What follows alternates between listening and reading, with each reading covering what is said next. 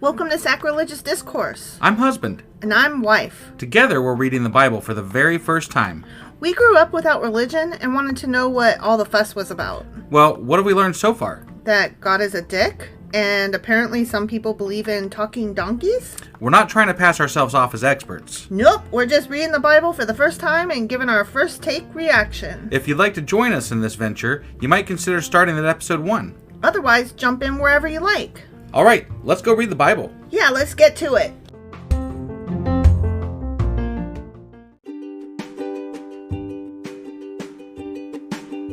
Hey wife, did you know that Anchor is sponsoring our show? Really? Don't we use Anchor to distribute our podcast on Spotify and Apple Podcasts? Yeah, and we are on just about every other platform available as well, thanks to them. Why do we use Anchor as our podcasting service? Well, they make editing and distributing our show a breeze. What if one of our listeners wants to start their own podcast? Then they should head over to anchor.fm or download the app to get started. Awesome! You guys should go do that right now! Husband. Wife. It's Memorial Day. It is. It's Memorial Day. Happy that. Yeah, happy Memorial Day. And, we really do want to share our thankfulness for people who have served in the military and fought for our freedoms.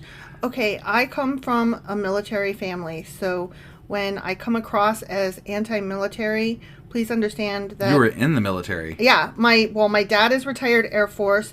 One of my uncles is retired Navy. One of my other uncles is retired Air Force, and I was in the Army. So, except for the Marines, we kind of hit it all. Yeah. And so I do come across as anti-military. I recognize that. I think it's more about the stances that they take for yes. not the people in the military ever. Like, those are, unless they did something stupid and dumb, but then whatever. It's a complicated issue, right? It is very complicated. But those who have given the ultimate sacrifice, we definitely thank them for wanting to stand for what is right and good in this world. Yeah. So yeah. That is important to say, I think. I'm appreciative that there are people who put their lives on the line. Correct. And sacrifice is always wonderful, regardless of the reasons that they are forced to be there in the first place. And that's where we get into class issues and sure economic problems, and that's where I get pissy. Okay, so that was Memorial Day. Let's get into Know God. Know God. Woo-hoo! And we are in wait, what did we do last week? That's what I meant to say. What did we do last week? So I guess the way we start is, hey babe, do you remember what happened on Friday? Oh, yeah. Not a fucking chance. No, I don't remember. Okay, so they had to go kill the people or whatever. They always are killing people. Right. What's different this week? That's why I didn't specify. God was like, get every single one. And then Saul was like, okay, but he did everybody but Agag. That's right. Yeah. And then he didn't kill all the choice things. And then God told Samuel, I can't even believe I ever had him be king. Right. I regret this move. And then God took over and became king. Or something. Whatever, something like that. And yeah, and Saul was like, but I did follow the rules. And Samuel was like, well, but you didn't, though. He didn't, exactly. I do question those rules that they make. I think that he followed them as he understood them. Right, yeah. That's my... No, and I don't know that there was much to understand, because honestly, it didn't feel like anybody knew the fucking rules back then. Right. So, whatever. And Samuel is just passing this down, and I think that he was kind of a grifty fuck, so... I think he also didn't like Saul very much. Right. That's just my opinion. Right, exactly. So... Yeah. So anyway, that was last week. That was 1 Samuel chapter 15, and today we are going to get into 1 Samuel chapter 16. Awesome. Let's go ahead and get into this. Let's do it.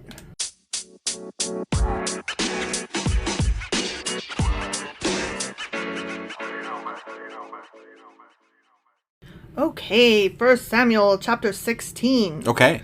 David, anointed king. Oh, okay. We getting into David. So I guess God didn't stay king very long. He's like, I'm going to put another person in, and it's David. God didn't become king. They said he wasn't human. Is David not human?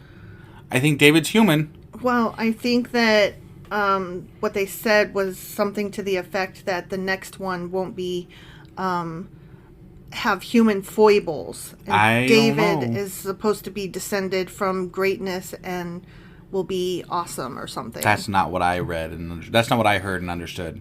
Okay. I didn't read it. You read it. I know. But that's not what I don't understood. think it specifically said he won't be human. No, it said... You were wrong. Okay, I believe you. I'm just saying. David is supposed to be, like, not totally human. Okay. So well, he fits the bill.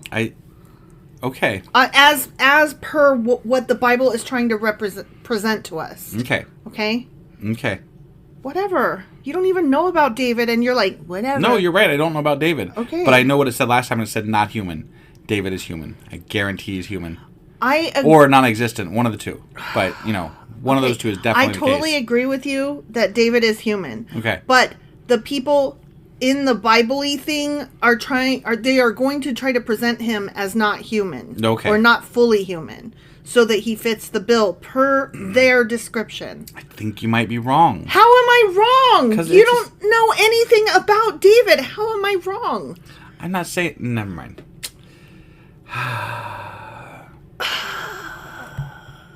Okay, let's go. Okay, let's go. Now the Lord said to Samuel, "You have mourned long enough for Saul. I have rejected him as king of Israel. He out. Yeah. So fill your flask with olive oil and go to Bethlehem." What? He's like, Wait, what did you... hit the Why road, did you Jack. fill your flask with olive oil? What goes... so that you can bless shit along the way. Okay. And bless here and a bless there. Got it. What do you put water in? The other one. Okay. Find a man named Jesse who lives there, for I have selected one of his sons to be my king. Okay. But Samuel asked, "How did I do that? If Saul hears about it, he'll kill me." Wait, what? All of a sudden, they're making Saul out to be a murderer? Wait, how did they rein Saul in the first place if he's going to kill him for getting a new I have king? no idea. That doesn't make any sense. No, it's like we skipped a chapter somewhere. Right? Yeah, like Saul's a lot more powerful apparently than we thought. Mm-hmm. But yet they still took power away from him. I don't get that. Yeah, I don't either. Okay. And also, he and his son took care of the fucking Philistines over there. Right. So maybe let's not kick him to the curb totally. According to the Bible, they were like he was like groveling to like stay alive last time, Yeah. and now they're worried about him killing Samuel. Yeah. And that doesn't make sense. So here's what the Lord says. Okay. Take a heifer with you and say that you have come to make a sacrifice to the Lord. Mm-hmm. Invite this Jesse guy to the sacrifice, and I will show you which of his sons to anoint for me. Okay. So Samuel did as the Lord instructed. When he arrived at Bethlehem, the elders of the town came trembling to meet him. "What's wrong?" they asked. "Do you come in peace?" Shit, man. If that's a question you got to ask Samuel when he walks into your town, and you Shit is not good in this Right, town. yeah. I am out. Give Right. it a pass. Yeah. Yes, said Samuel. "I have come to sacrifice to the Lord. Purify yourselves and come with me to the sacrifice." Okay. Then Samuel performed the purification rite for Jesse and his sons and invited them to the sacrifice too. Cool. So there's Sorry. lots of sacrificing going on, and you are bored. I mean, it's more sacrifice. Yeah, I am. I know, but also it's been a long day. Right, that too. When they arrived, Samuel took one look at Eliab and thought, "Surely this is the Lord's anointed." Because he must look, fancy or something. I guess he's the right look. I don't know. Yeah, he looks like a king. That guy looks like a king. He's like, "That boy is hot." But the Lord said to Samuel, "Don't judge by his appearance or height, for I Yeah. have rejected him. Definitely. The Lord doesn't see things the way you see them." And he's just talking to Samuel in real time. Like, Yeah. like he's He's- got his thoughts. he's got and he's a- like, wait, no, not that guy. He's got a piece in his ear. Yeah. Yeah. People judge by outward appearance, but the Lord looks at the fucking heart. Okay? I added the fucking. Yeah, I know. Then Jesse told his son Abinadab to step forward. Yep, I did sound that out. Abinadab. To step forward and walk in front of Samuel. But Samuel said, "This is not the one the Lord has chosen." Nope, not him. Next, Jesse summoned Shemiah. But Samuel said, Ooh. "Neither is this the one that the Lord has chosen." I could have guessed that. Yeah, I bet I know who I bet he chooses. I bet I know he chooses too. In the same way, all 7 of Jesse's sons were presented to Samuel. But Samuel said to Jesse, "The Lord has not chosen any of these." Huh. Interesting. Then Samuel asked, "Are these all the sons you have?" "They're still the youngest," Jesse replied. "But Okay. he's out in the fields watching the sheep and goats." It's almost like Cinderella came from this story. Right? Yeah. Like, oh, don't worry about that piece of shit.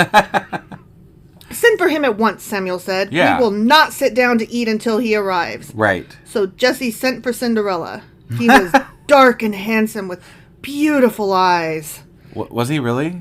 That's what it says. Yeah. So he's got good outwardly appearance? He does. And we can judge this time by appearance? This time we can. Okay. Yeah, but not the other time. Not the other times. And the Lord said, this is the one. Anoint him. Yeah. Is that how he said it? Yeah. I don't think that's how he said it. Because this boy was so fucking hot. Okay? Yeah. Okay. So as David stood there among his brothers, Samuel took the flask of olive oil he had brought and anointed Cinderella with the oil. David. Jesus. What? What? Nothing. You've not even called him David yet. You called him Cinderella every fucking time. David is Cinderella. Okay. I'm sorry, but that's where the story must have come from. It's bugging me. I'm like, you can't call, that's not his name. That's what happened though. Okay. Okay? Yeah. And the Spirit of the Lord came powerfully upon David from that day on. Then Samuel returned to Ramah. Okay? Okay. Okay. Yep. That's the end of that little section. Got it. Next section. Moving right along. David plays the harp for Saul. Of course he does. Ooh, for Saul, though. Playing the harp, huh? Is he going to put him to sleep? I don't know. Like Jack and the Beanstalk? Who knows? That's what happened in Maybe Jack he's and the going to win Beanstalk. his favor by playing the harp so fucking good.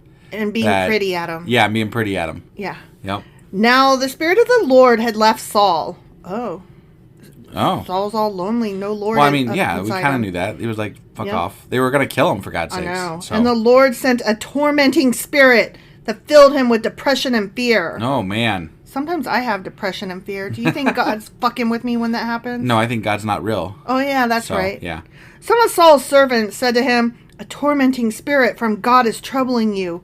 Let us find a good musician to play the harp. And of course it's going to be David. Whenever the tormenting spirit troubles you, he will play soothing music and you will soon be well again. Because that's how depression works, you guys. Right, just a harp. Yeah, that's somebody just plays... To be fair, we don't have a harp. Okay, but we have the internet that has the harp on it. But do you play the harp on the internet all the time? No, because when I am depressed, I don't want to listen to music. But maybe you should give it a try. The harp apparently fixes it. Okay, I don't want to. That's not how depression works. Well, I can't help but you're obstinate, you know? Oh, okay. You're going to get a kick in the wiener when this is over. That's what. All right, said Saul. Find me someone who plays well and bring him here. He should have said, and also make him pretty. Yeah. One of the servants said to Saul, one of Jesse's sons from Bethlehem is a talented harp player. Yeah. There was like zero plot twist here. Right. Not only that, he's a brave warrior, a man of war, and has good judgment. Oh, and he's also taking your spot as king. He is also a fine-looking young man, there and the Lord is with him. Yeah, bring him here. Oh my God. What? So Saul sent messengers to Jesse to say, send me your son David the Cinderella the shepherd. Did this happen before or after he got anointed king? I don't know. Like, this is a weird time. Like, it's like there's a flashback here before, because like they haven't even sat down to that dinner yet, and they just flashed over to this. I don't know. They're like, go get David. No, and then he's there. And dinner then... happened. This is like a couple days later or some shit. Okay. Jesse responded by sending David to Saul, along with a young goat, a donkey loaded with bread, and a wineskin full of wine. So David, the Cinderella, went to Saul and began serving him. Saul loved David very much. Yeah. I bet he did. And David became his armor bearer. Oh. Is that all he bore? Wow. Then, see, this has got to be before he became king. Right. Well, he's got the Lord inside him, so he's going to become according king. to you, he got something else inside him. Then Saul sent word to Jesse, asking, please let David remain in my service, for I am very pleased with him.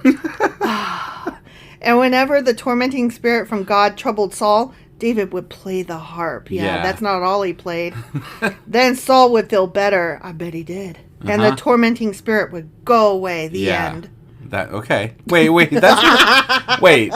So hold on. That's the end of the fucking chapter. We anointed him king, and then we did a flashback to where he's serving David or serving Saul. He's anointed king by God, but it has not come to pass amongst the people, and so he's like over there, helping Saul out so that he can eventually easily slide into his place, is my guess. I don't know. This is weird to me. It's really weird. I don't know what's going on here. Beautiful guys that play harps. Yeah. What's weird about that? You have to ask the question. Okay. Come on.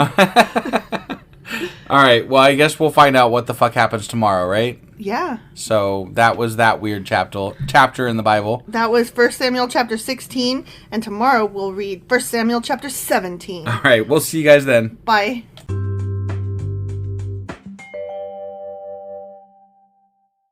Husband! Wife! Do you remember what happened yesterday? I do not. We've done a lot today, so. We did. It's been a busy day. Today. Okay, well, this guy named Jesse had all these kids, and Saul was like, one of them's gonna be king! Nah, yeah. And then it was Cinderella. Oh, David. Yeah. Yeah, that's right. And so then, Saul was like, you're the one. And then, after that... what's his name? The other guy, Samuel. Samuel had a headache and sent for a harpist because that's what you do. Was it Samuel or Saul? I thought Saul's the one that sent for him. No, Samuel. Oh. Samuel. You sure about that? Wait. Let me just double check. I thought it was Samuel. I thought it was Saul because I was like, why is this former king? No, you're right. Asking for this dude to come? That was really weird. No, you're right. It was Samuel that said, "Show me your boys." Right. And then Saul was like, I have a headache. And I thought it was just weird to happen like after he had been chosen a king, sort of. Yeah. Whatever. Yeah. I don't get it. But okay. I don't either. So that's what's happening. All right. And that was 1 Samuel chapter 16. And today we are doing 1 Samuel chapter 17. All right, let's go do this. Okie dokie.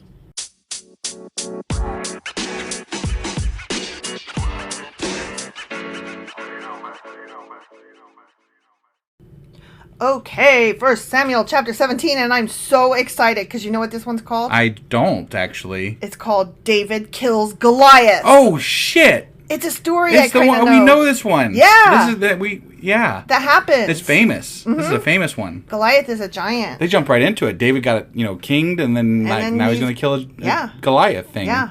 I'm very excited. Yeah. Because I know of this story, right. but going to be honest, I don't really know the story. Doesn't he kill him with like a slingshot or some bullshit? Yeah. He pokes his eye out or some bullshit. He's like just a little guy standing up to the big guy. And it's supposed to be this parable for always, you'll always win out. Good will always defeat evil and bullshit. Yeah, I guess. Okay.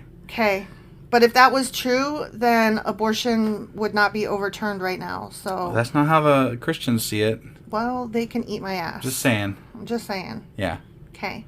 Ready? I'm ready. The Philistines now mustered their army. Why do you use my mustard? Hot dog. We're stupid. Yes. For battle. And camped between Soko in Judah and Azekah at Ephes Damim. Damim. Okay. Saul countered by gathering his Israelite troops near the valley of Elah. So he's not king, but he's still leading. Right, that's really weird. Like, if I was fired, I would not still be doing the job. I don't quite understand what's... He's twice fired now. Right, what's going on? He's still we need to kind of look up, like, what happened here. Like, chain of events here with David and Saul and everything. Yeah. Because it's kind of weird. It's confusing. I don't totally get the timeline. Right, I don't either. Because one day he's playing harps, the next day... one day he's getting anointed king, the next day he's playing harps for a former king, and now the former king is going to war with the new king, but the former king's in charge. What? Yeah. What's going on? Yeah. So Saul apparently is still a leader at this point. I guess. Okay. So the Philistines and Israelites faced each other on opposite hills with the valley between them. Okay. Kind of like the Cursed Mountain and Blessed Mountain. Right. With the valley between them. Right. Yep. Yeah, that was fun. That's a fun callback. Then Goliath, a Philistine champion from Gath, came out of the Philistine ranks to face the forces of Israel.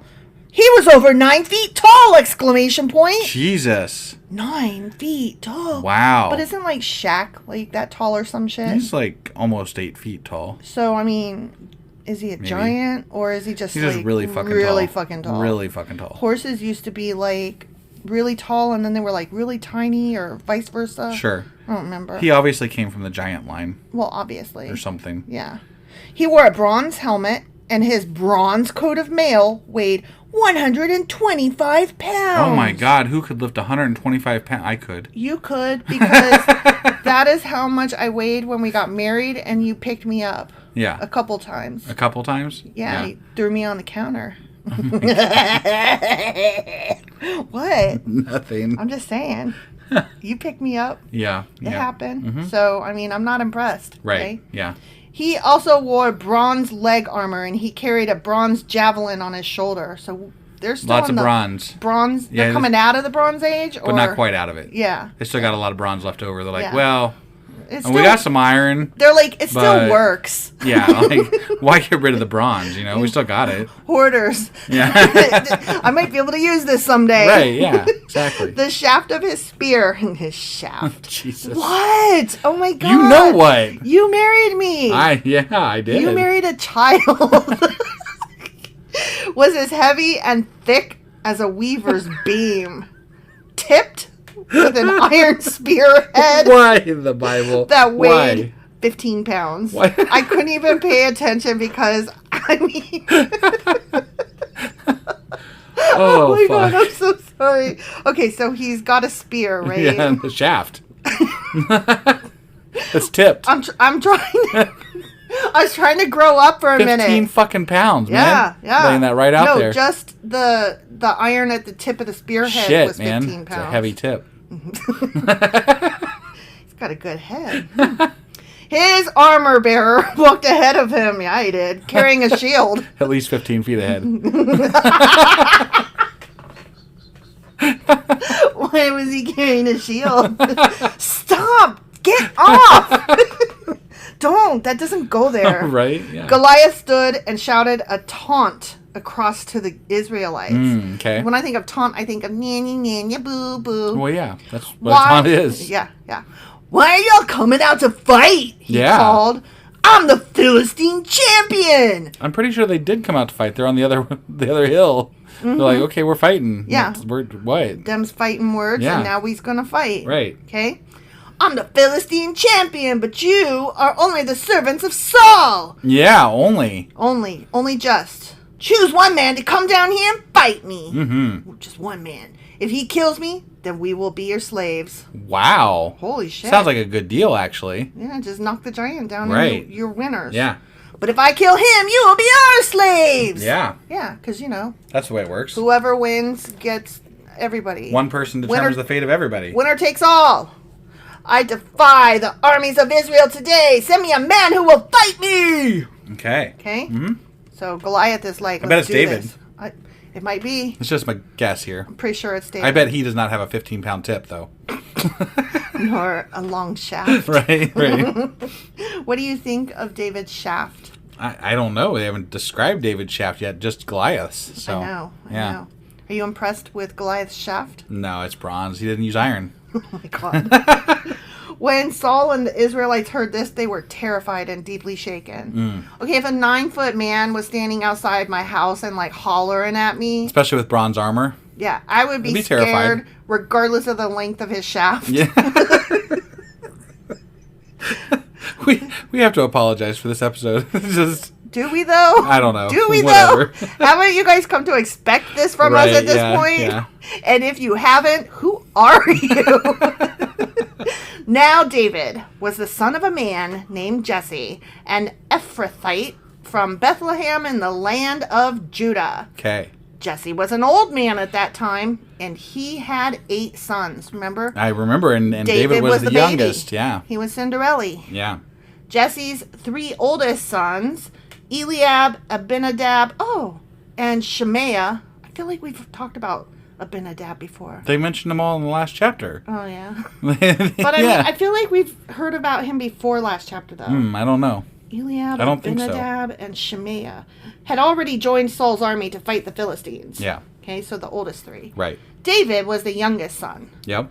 David's 3 oldest brothers stayed with Saul's army, but David went back and forth so he could help his father with the sheep in Bethlehem. Okay. Right? Okay. He was apparently doing army duty and sheep duty. And home duty. Yeah, he was doing it all. So he was with the army for a few hours, then he'd go home and take care of the farm. Right. Because he's the youngest. Yeah. So that makes sense. Yep. For 40 days, every morning and evening, the Philistine champion strutted in front of the Israelite army. Wait, they did this for 40 fucking days? 40 days before he made his move? Seriously? That's dumb. That's over a month. Right? Don't you just be like, dude, you guys aren't coming. I guess we're just going to go attack you. Yeah. So we got a giant. We win. Right, yeah. Duh. One day, Jesse said to David, take this basket of roasted grain and these 10 loaves of bread and carry them quickly to your brothers and give these 10 cuts of cheese. You cut the cheese to their captain. I know, that one fell That flat. was bad, yeah. Whatever. Yep. See how your brothers are getting along and bring back a report on how they're doing. David's brothers were with Saul and the Israelite army at the Valley of Elah fighting against the Philistines. You know. Oh, so they are fighting them, I guess. I don't think they mean like physically fighting, just like they're there. Okay. They're there for the fight. Okay. So David left the sheep with another shepherd and set out early the next morning with the gifts, as Jesse had directed him. Mm-hmm. He arrived at the camp just as the Israelite army was leaving for the battlefield with shouts and battle cries. Oh, I was wrong. See, they are fighting. They're fighting. It wasn't 40 days of standing doing nothing. Right, they fought. It was 40 days of let's not mess with that guy and just go around him and just... Right, but I mean, you'd still have to mess with him, though. Wouldn't he be, like, leading the charge if he's all badass and everything? I would think so, but I think they're just like, let's take out this army first, and then... Okay. Soon, the Israelite and Philistine forces stood facing each other, army against army. David left his things with a keeper of supplies and hurried out to the ranks to greet his brothers. Hey, you guys! I know you're fighting! Hey, stop for a minute! I got bread for you! Right, yeah. As he was talking with them... Mm-hmm. I'm sorry, but if I was, like, in the middle of war and my sibling came up to me and was like, hey, can I talk to you for a minute? I would be like, I'm busy, fucker. Can you not see? Yeah. You see that big dude over there? We got to fight them soon. I'm trying to kill this person. Would you just? Right. As he was talking with them, Goliath, the Philistine champion from Gath, came out from the Philistine ranks. Mm-hmm. Then David heard him shout his usual taunt to the army of Israel. Oh, so this guy was like yelling for 40 days while they were fighting. And the Israelites were like, I'm not trying to hear that. Right. As soon as the Israelite army saw him, they began to run away in fright. Oh, so like they literally would taunt them and then they'd run away. Yeah. That's really dumb. Yeah. Okay. So the Israelites would be like, come on, let's go fight the Philistines for a minute. And they would fight for a little bit. And then the Goliath dude would come out and be like, nya, nya, boo-boo, stick your head in doo-doo. And they're like, fuck me, let's get out of here. Yeah. And so then they would run. Okay. I think they haven't learned their lesson after 40 days. No.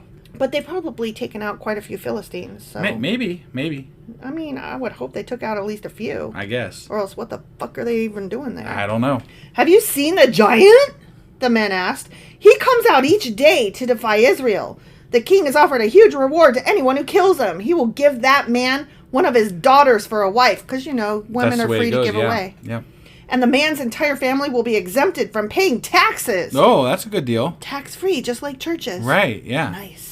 For how long exactly, though? Like, how many generations does that last? Probably. But does it last more than one generation or just one generation? Probably him, his wife, and kids. But then I would assume that once his kids are grown up on their own, that it no longer applies. I mean, it's not for... I don't know. Curses last for 10 generations, so, That's true. Just saying. I would want to see the paperwork on this. Yeah, definitely. Read some fine print. You're going to go fight a 9-foot giant with fucking bronze armor, Mm-hmm. Yeah. I would say, too, though, that once he kills them, and we know he kills them because the header said so, that he definitely has some room to bargain. Yeah. I also have to ask this, though. Like, let's say that, they send David out and David failed, right? Mm-hmm. What's stopping them from just continuing to fight? Right? There's nothing really... Like, you giants said that now we're your slaves, but we say no, though. Right, yeah. Like...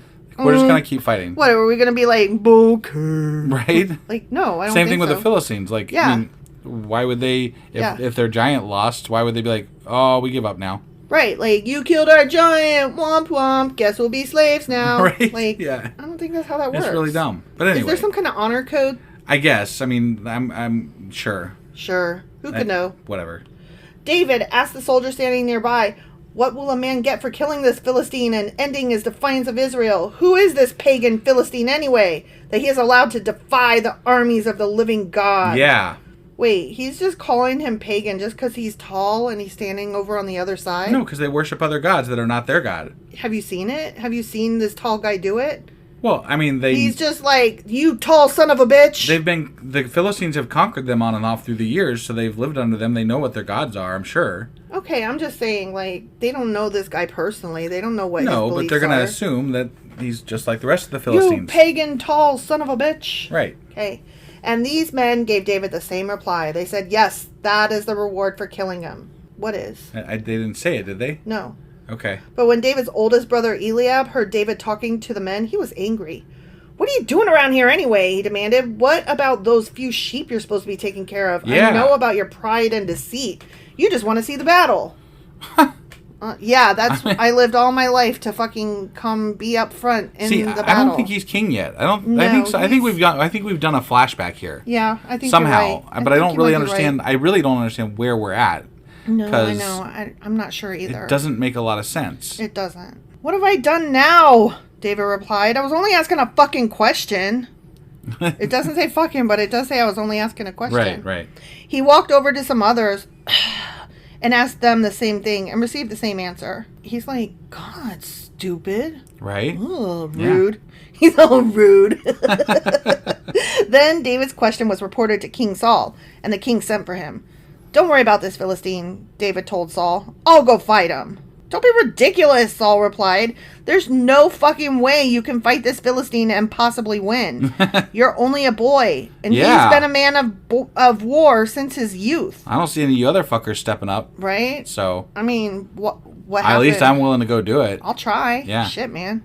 But David persisted. I've been taking care of my father's sheep and goats, he said. When a lion or a bear comes to steal a lamb from the flock, I go after it with a club, and I rescue the lamb from its mouth. Ah. If the animal turns on me, I catch it by the jaw and club it to death. Damn. I have done this to both lions and bears, and I'll fucking do it to this pagan Philistine too, for he has defied the armies of the living God. Right, yeah. The Lord who rescued me from the claws of the lion and the bear will surely rescue me from this son of a bitch Philistine. I think y'all know the words I'm adding of my own at all this the point. cuss words. Yeah. But I mean, it's the tone. Trying to make sure, yeah. It's the tone, it fits. Right. Yeah. I'm making it more fun. Definitely. Saul finally consented. All right, go ahead, dum-dum, he said. He didn't call him a dum-dum. I know. And may the Lord be with you. May the force be with you. Right. Then Saul gave David his own armor. Oh, that's nice of him. Yeah. A bronze helmet and a coat of mail. Do you think it fit well? Did he give him a shaft? Yeah. David put it on, strapped the sword over it, and took a step or two to see what it was like, for he had never worn such things before. Right. I can't go in these, he protested to Saul. I'm not used to them. So David took them off again. He's like, I don't need this shit. This armor's too fucking heavy. Leave me alone. I don't have armor when I chase a bear. Damn, he's brave. I'll give him that. Right. And clearly strong. Yep. Is he arrogant, though? Sounds like it. Sounds like he's a little arrogant. Yeah. He picked up 5 smooth stones from a stream and put them into a shepherd's bag. Oh, yeah, that's right. Slingshot. Right, yeah. Then, armed only with his shepherd's staff. He's got a staff. Yep, he sure does. And sling. He started across the valley to fight the Philistine. Goliath walked out toward David with his shield bearer ahead of him, sneering in contempt at this ruddy-faced boy. What exactly does a shield bearer do? Boy holds his shield. But how's that fair? He bears his shield. How is that fair? You get somebody to bear your shield for you? Yeah.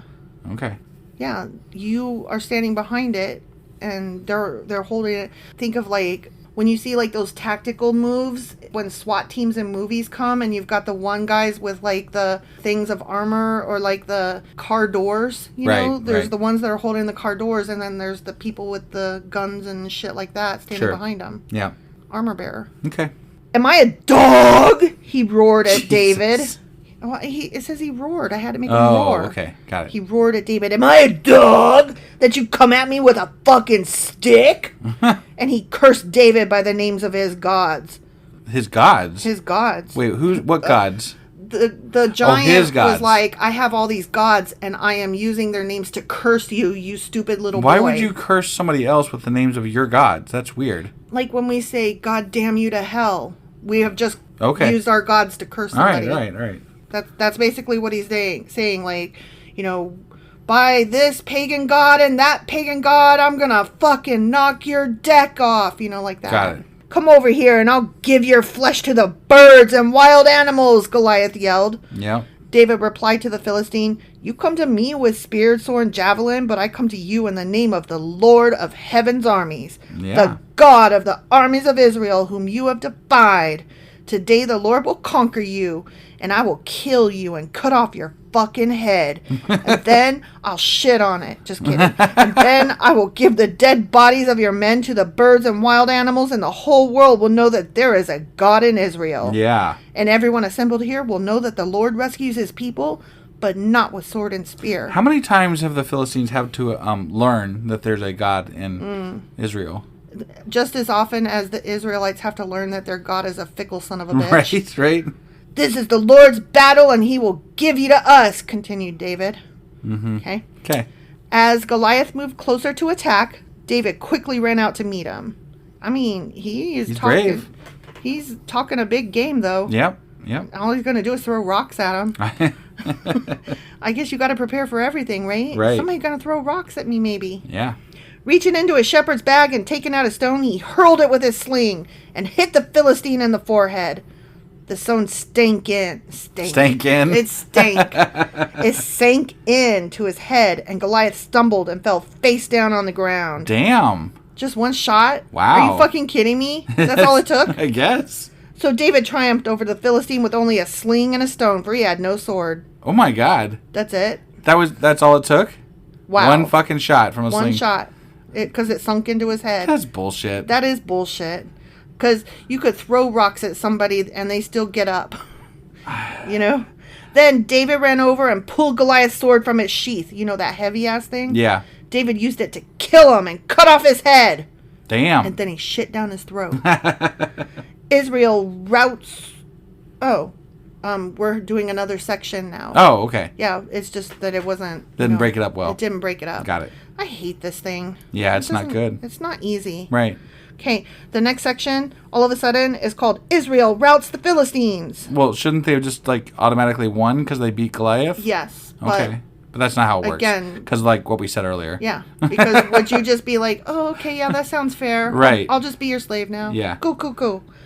When the Philistines saw that their champion was dead, they turned and ran. Oh, shit. Okay. Oh, they didn't keep fighting. So, yeah. Okay. No, they were like, bye. We gone. Then the men of Israel and Judah gave a great shout of triumph and rushed after the Philistines, chasing them as far as Gath and the gates of Ekron. I would be hanging in the back just doing a light jog. Right. And I would be like, I'm just picking up the stuff everybody dropped. I'm helping. The bodies of the dead and wounded Philistines were strewn all along the road from Sharim as far as Gath and Ekron. They killed them. They killed them all. They killed them good. They killed them hard. Mm-hmm. Then the Israelite army returned and plundered the deserted Philistine camp. Yeah, they did. David took the Philistine... Oh, sorry. This is parentheses voice. Got it. David took the Philistine's head to Jerusalem, but he stored the man's armor in his own tent. Ah, okay. Okay. Yeah. All right. I mean, what did he do with his head? Probably put it on a spike to ward off any other Philistines from attacking. You got any more giants? We can throw rocks at these guys. Right. As Saul watched David go out to fight the Philistine, he asked Abner, the commander of his army, Abner, whose son is this young man? Abner declared. Actually, what he said was, I really don't know, but kind of sums that up. Sure. Well, find out who he is, the king told him. Yeah, so Saul's still king at this point. Yeah, I don't get it. No, it's I don't weird, either. right? It's back and forth and back and forth yeah, and back and forth. There's definitely some time warp shit going on. So let's do the time warp in the Bible again. Okay, so we'll find out who he is, the king told him. As soon as David returned from killing Goliath, Abner brought him to Saul with the Philistine's head still in his hand. Tell me about your father, young whippersnapper. And apparently this is before he played harp for him, too. Could be. Because otherwise he would know who he is. Yeah. He'd be like, wait, aren't you my fucking harp player guy? Right. For my headaches? Yeah, so we keep going backwards in time instead of forward in time. Yeah, this is weird. Yeah. Hey, tell me about your father, young man, Saul said. And David replied, his name is Jesse, and we live in Bethlehem. The end. Oh, that's it? Okay. It happened so fast that it took you a full second before you're like, wait, you just said the end. I mean, that was abrupt. I keep expecting to like learn why we keep going backwards in time as opposed to forward in time. He just killed a giant. Yeah, but like, calm yourself. Okay, he just won a battle for Saul though. So why? And they plundered. Is this the plundering that happened when they got pissed because they took stuff that they shouldn't have? I don't know. And if so, was David partaking in that taking things that they shouldn't? I don't know. Okay. Sure. I don't understand. I don't know what that's all about. It's all back and forth and wishy-washy. It really is. I hope this becomes clear because I'm really confused right now. Timey-wimey. Yeah, that. Yeah. All right. Well, that was 1 Samuel chapter 17. Wow, that was a burp. No, that was a hiccup. That was something. That was a hiccupy burp. Yeah. Okay, so that was 1 Samuel chapter 17. Tomorrow, we will be doing 1 Samuel chapter 18. All right, we'll see you guys tomorrow. Bye.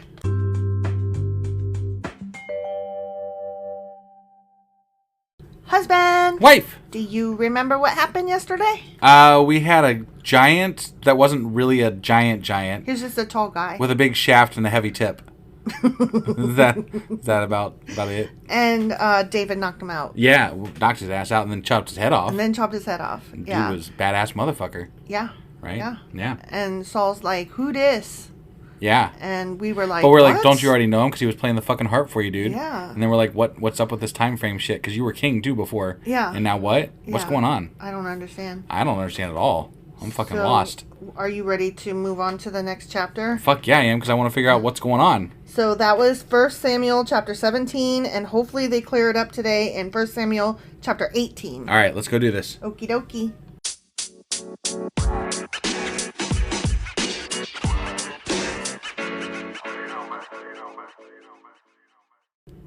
Okay, 1 Samuel chapter 18. Okay. Jonathan's covenant with David. Who the fuck's Jonathan? Saul's son. Remember? Oh, He's the one that was like, hey, let's go pick a fight over there. And then he ate honey. Wait. So we're back to that now? That guy. I don't, like, this book is bouncing all over the fucking place. Saul's son, Jonathan. Yeah, no, I got it. He's going to make a covenant with David. Okay. I think they're probably the same age range. So they're like, let's kick it. What happened to all the shit that happened before all this? I don't understand what's going on. It's out of order, clearly. Yeah. I don't know. I'm going to look it up this weekend and see if I can find some semblance of timeline to help clear things up. Okay. Yeah. It's definitely number one on our Q&A for Saturday. I'm frustrated. I know, because you want to understand it. Yeah. And they're not making it easy. No, they're just like, we're just going to talk about this now. Right. And then, wait. No, now we're going to talk about that. Right. And maybe we'll talk about this thing over here. But then in between, and then after, and then before. But nowhere that's going to make sense. Exactly. So. I think you understand. Not at all. After David had finished talking with Saul, because, David's like, who dis? Sure. And Saul's like, who dis? Right. And David's like, the badass motherfucker that just took down your giant. Right. Yeah. Bitch. Yeah. So after that, David met Jonathan, the king's son. So Saul's son. Okay. Mm-hmm. There was an immediate bond between them. Oh. That's right. See, they're going to kick it. Yeah. For Jonathan loved David. Oh. I think that they were a couple. You think? They were sweethearts. You think? Yep. I think they were sweethearts. That's cool. Yeah, whatever. Yeah. They should talk about love it is more. Love. They should talk about it more so that, Christians can shut the fuck up. Right. From that day on, Saul kept David with him and wouldn't let him return home. And Jonathan made a solemn pact with David because he loved him as he loved himself. Yeah. That's interesting. They were the tight. way he loved himself at all times? Yeah. Okay. Mm-hmm. Just checking. Yeah. They were tight. Yeah. I think they were lovers. I mean, I don't know. They were besties and they were lovers. Definitely could be interpreted that way, couldn't it? Mm-hmm. Which is fine. I'm not making fun of them for that. Because they kept him with them. Yeah. Like, they kept him. Yeah. That's what I'm saying. Mm-hmm. I'm not making fun of them for being gay at each other. No, but if it is, then we should admit I'm making it. fun and we should, of Christians. Yeah, then we should be like, whatever, Christians, it's in the Bible. Yeah. Jonathan and David, they were in love. Yeah. At the very least, they are in love. Like, yeah. Jonathan is at least in love with David. Yeah. So that's what it says. It says it right there. Yep. He's in love. Jonathan sealed the pact by taking off his robe. Yeah, he did. What the fuck? And giving it to David together with his tunic, sword, bow, and belt. Yeah,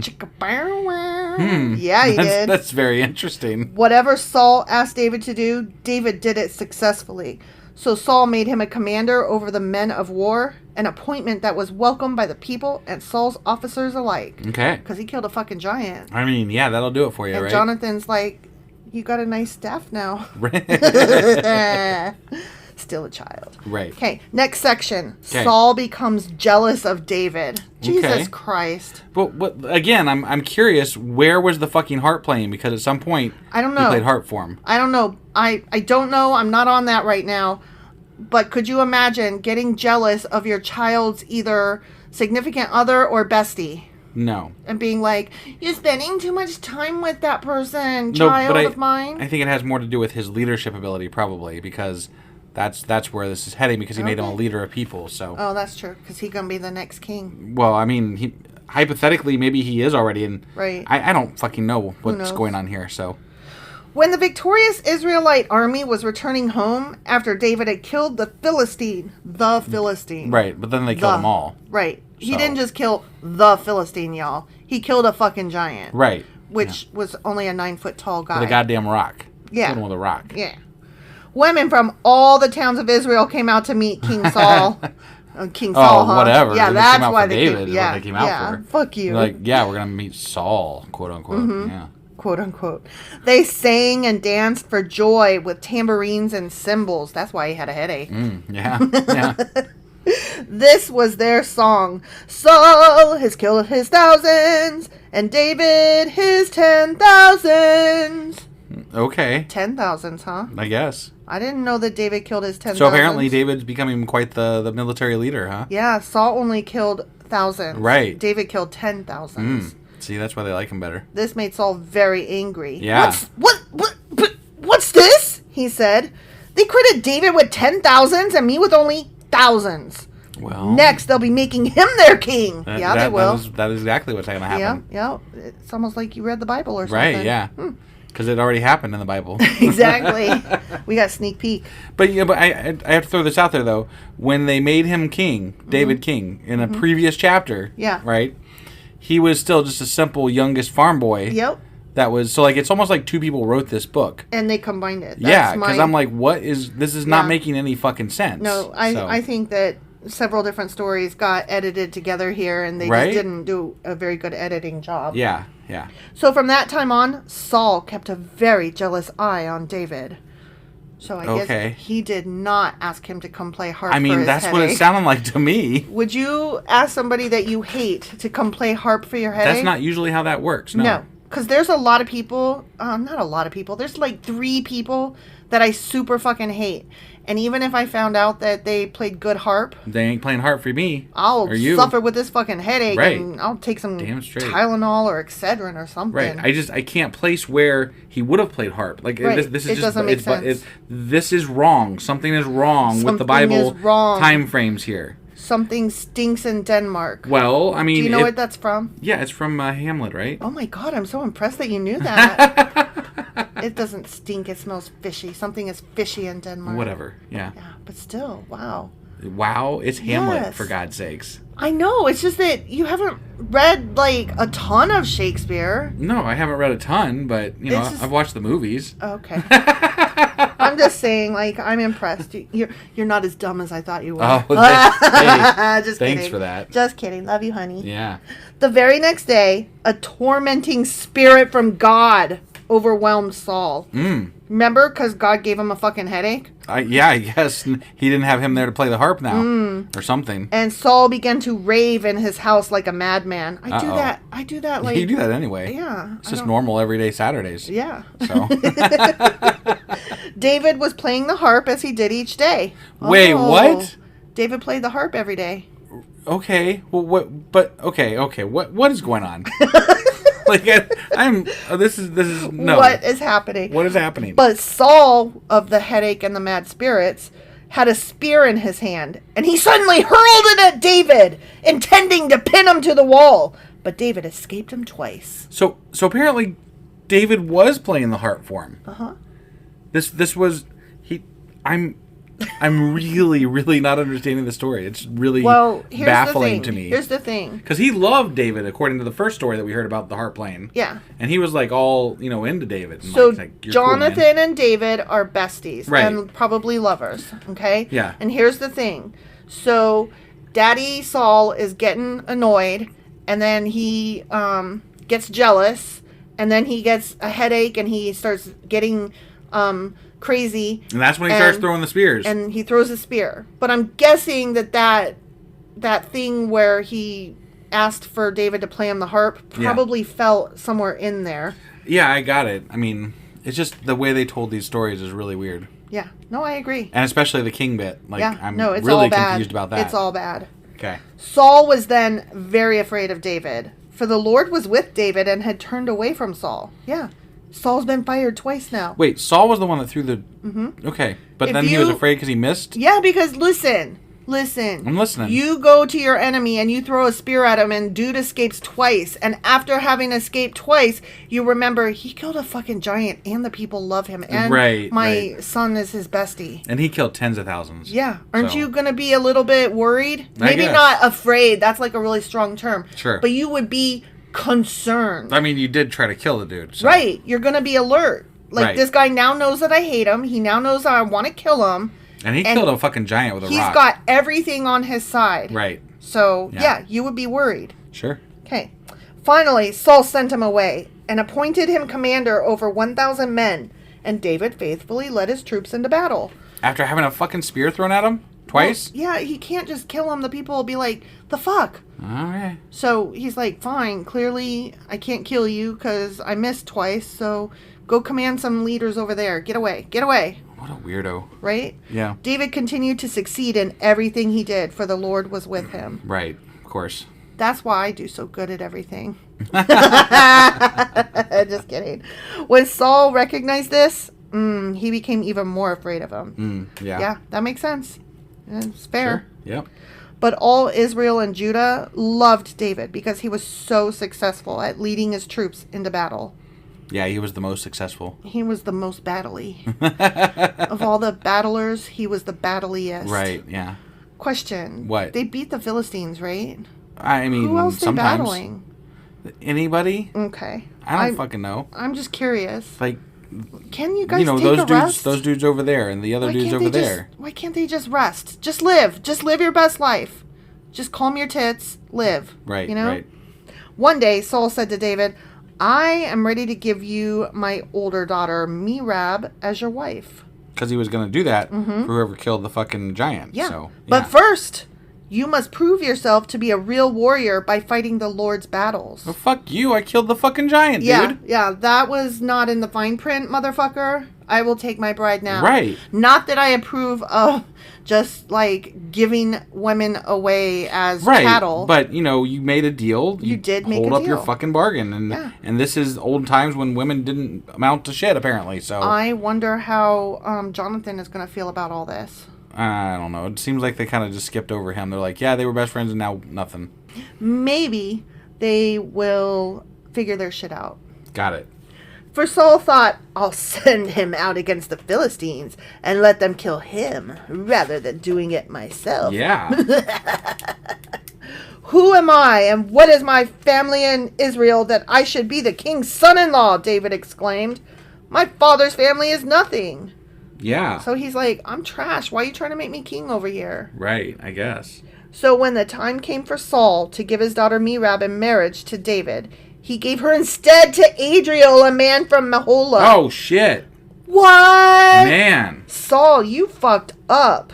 That is not cool. Right. You can't just be giving your daughters away willy-nilly to the wrong guy. Yeah, that's crap. In the meantime, Saul's daughter Michal, M-I-C-H-A-L. I'm going to call her Michael. Okay. You know why? Because there's a female Michael Burnham on Star Trek Discovery. Sure. So fuck you, that's what. Yeah. Okay, Saul's daughter Michael had fallen in love with David, and Saul was delighted when he heard about it. Here's another chance to see him killed by the Philistines, Saul said to himself. What? Why? Right? I'm not I don't getting understand. it. Yeah. But to David, he said, today you have a second chance to become my son-in-law. Because maybe I don't want it, dude. You tried to kill me. You gave away your daughter I was supposed to get. Fuck you, man. Mm-hmm. Piss off. He's like, you missed out on the chance because I didn't let you have it. Maybe you missed out on the chance, fucker. Yeah. Then Saul told his men to say to David, the king really likes you, and so do we. Why don't you accept the king's offer and become his son-in-law? Yeah. Just do that. Oh, I get it. So that's why Saul gave away his daughter, because David was like, I'm just trash. I'm not supposed to be your son-in-law. What? I guess. No. Okay. So that he didn't cheat. He gave his daughter away because David politely declined. Got it. When Saul's men said these things to David, he replied, how can a poor man from a humble family afford the bride price for the daughter of a king? Yeah. Fair. Right. When Saul's men reported this back to the king, he told them, tell David that all I want for the bride price is 100 Philistine foreskins. Jesus Christ. What are you going to do with those? How do those spend? Apparently 100 of them buy a wife. Jesus Christ. What do you do with foreskins? You make a shoe? Why they gotta chop their wieners all the time? That's really... My God. Can you imagine? You kill 100 Philistines, right? And then you go back and you chop their fucking tip of their dick off for 100 fucking people? Yeah. That's really disgusting. Why are men so into their fucking wieners? Specifically, God. Why is God so into fucking foreskin? Why is God about men's dicks? Yeah, why? It's really weird. And it's a very sick I think Sigmund obsession. Freud would have some things to say about this. It's a weird obsession. Yeah. It's not healthy. It's really not. You guys think about your dicks all the time. That is not cool. Well, at least we don't talk about chopping people's foreskins off anymore. No, we just have people that think that it's perfectly fine to rape women because it's their, right and duty to be sexed up. Well, I mean, to be fair, they talk about chopping off dicks in the fucking Bible, so... Right. And selling women to somebody else with the price of foreskin. Yeah. So, I mean, that's really, really, really fucked up. How many foreskins am I worth? How many foreskins would you pay for me, honey? I wouldn't pay a fucking single one. No, rude. I'm not cutting off anybody's foreskin for you. I'm sorry. Oh my God. What if you had to? What if there was no choice and you got to name the price? How many? What does no choice mean? Like they're going to kill you if I don't do it? Yeah, you got to chop off some dicks. Well, then whatever they need me to do, I guess, to save your life. But that's it. That's all I'm doing. Okay, so you name the price. One. You hear that, folks? I am worth one foreskin. You said I get to name the price. I'm only chopping one. If I got to chop some, that's all I'm doing. One. Well, I wonder how much all of your ex-girlfriends were worth. None. Nice answer. Yeah. Okay, so you can pay 100 Philistine foreskins. Vengeance on my enemies is all I really want. Yeah. They're dead! Right, yeah. They're dead! Why do you need their fucking tip of their dick? They're either in hell or heaven or just dead. Nowhere. Right. You already got your vengeance by killing them. Right. The tip of their dick does them no good one way or the other. I mean, I guess it's kind of like the Indians when they would take the person's scalp, but I think that's a lot cooler than, I mean, as far as killing people goes. Insofar as peeling things off of people? You just the scene when you're grabbing some dude's dick and then chopping it off, just obscene and gross and I'm trying to imagine it. You got to grab 100 guys' dead dicks. Dead guys' dicks. Dead dick.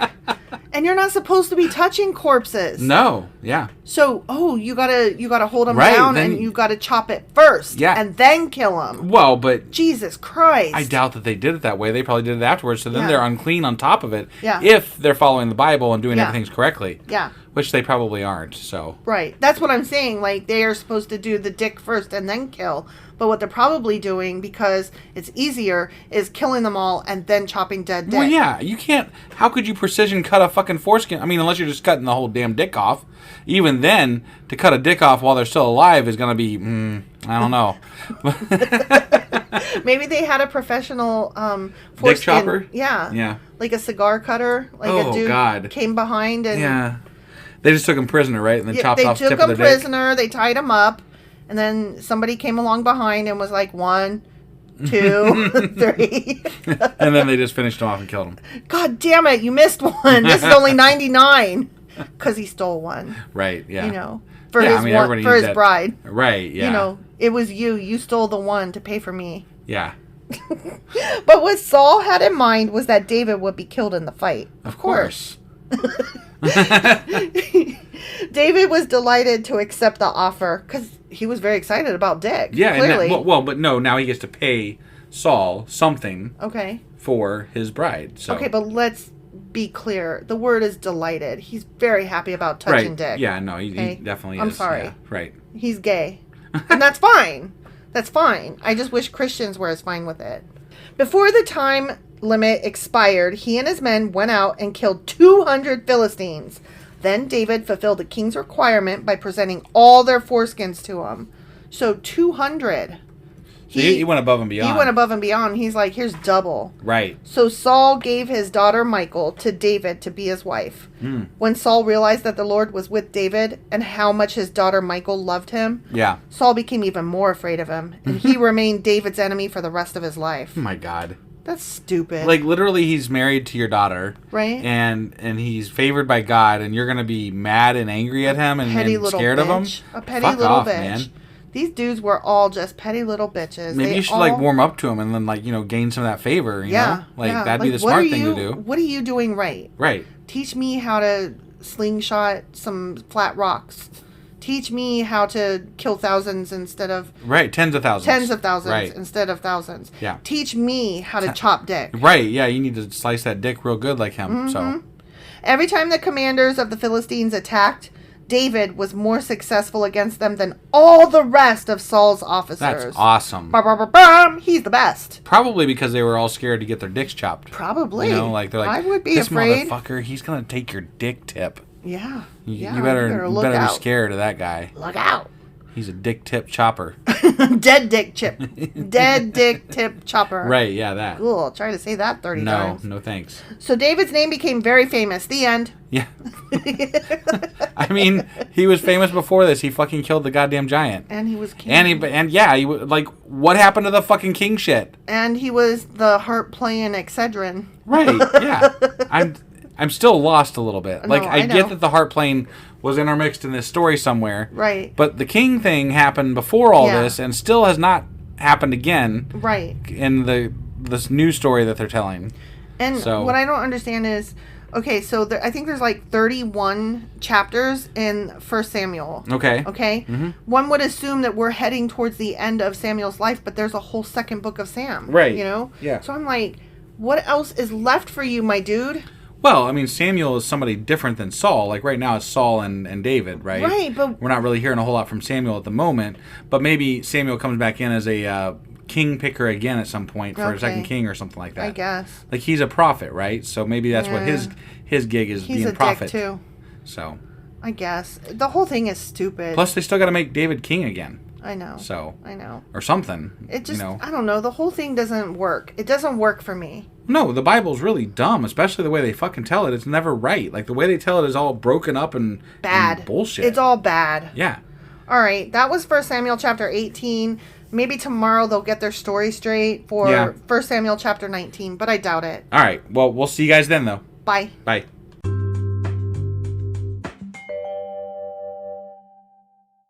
Husband. Wife. Do you remember what happened yesterday? Not a lot of it, but I think, what's his name? David had to grab a bunch of dead dicks and cut the tips off. He did. Yeah. He did. There was that. That was exciting, you know? It was something. Who doesn't like reading about people grabbing dead dicks and cutting the tips off of them? Oh, my God. It's good shit. Anyway. First, he was besties with Saul's son, Jonathan. Right. And I believe that they were probably... more than friends. You know, it would make the Bible a little bit more tolerable if that was believed and part of it. I think so. And then Saul went nuts. Yeah, as you do. You know. And he sold his daughter to what's his face? David. For the 100 dick tips. Tips, yeah. But then David was like, "I'll go above and beyond. I'll give you 200 dead dick tips." Right. Doesn't it feel like whoever wrote this section of the Bible was really infatuated with dicks because he had to pay Saul the 100 dick tips, right? Mm-hmm. And also, you remember Goliath's fucking staff? Yes. Jesus Christ, the way they describe that thing, it's like a fucking giant dick. I know. Like everything's dick. That's why I was reading it that way. Why has it all got to be dick? I don't know why it's all got to be dick. Yeah, I don't either. But are you ready to get into this next bit? I guess so. All right. Let's go do it. 1 Samuel chapter 19, go. All right.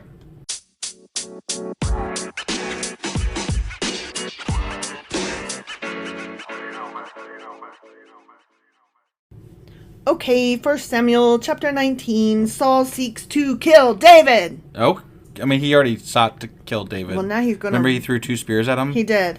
And then he sent him out to, rule his armies over there. Yeah, when he wanted them to die while he was out there fighting, because he's like, I'm going to make him go do these things, and he's probably going to die while he's doing it, and then he didn't. So, he's definitely already tried to kill him. Right, but this is about more of that. Okay.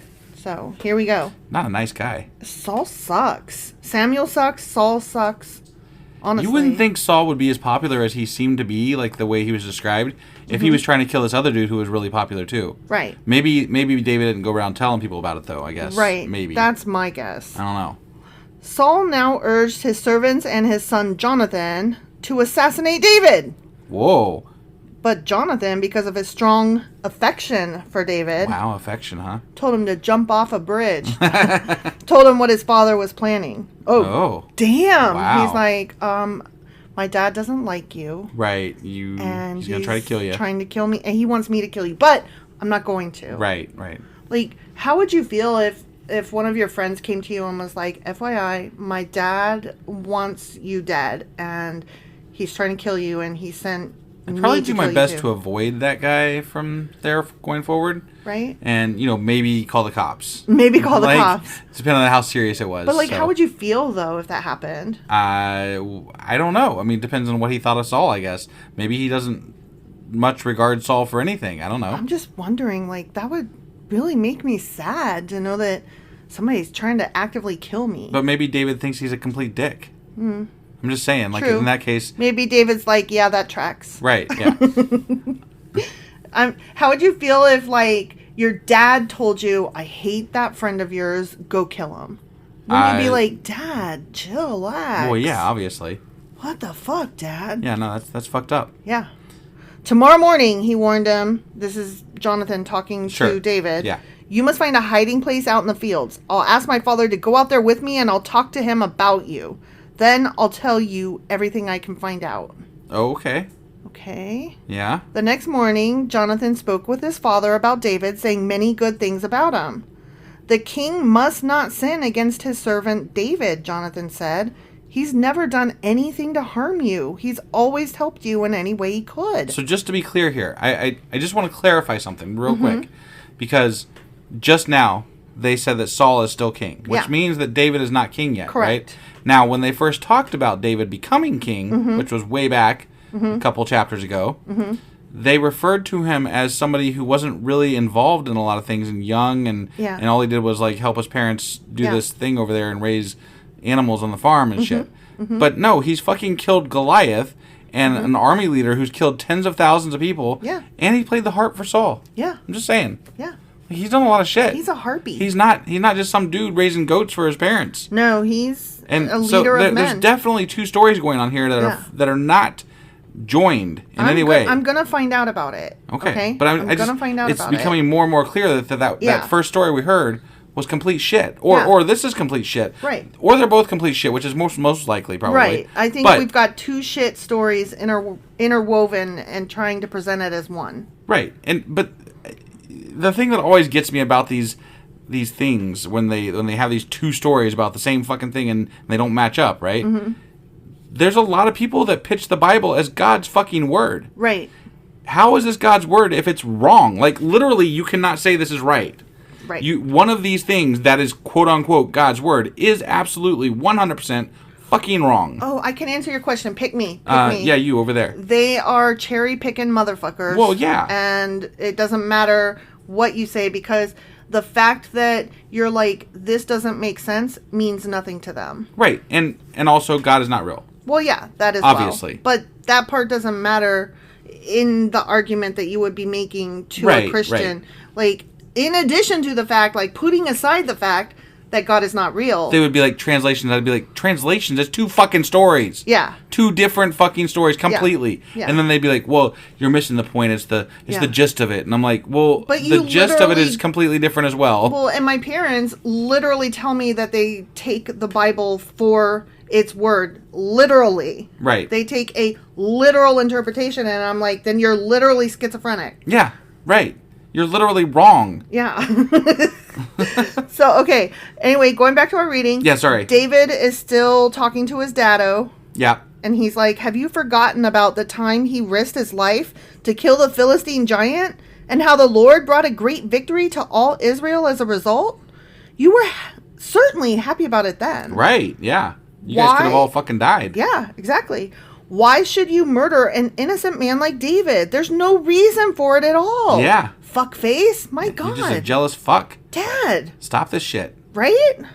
So Saul listened to Jonathan and vowed, as surely as the Lord lives, David will not be killed. Oh. Okay. Wow, he got him to change his mind. Maybe. He said as much. Right, Doesn't mean he changed his mind. Right. He changed his outer phrasing of it. To his son. Who obviously really likes David.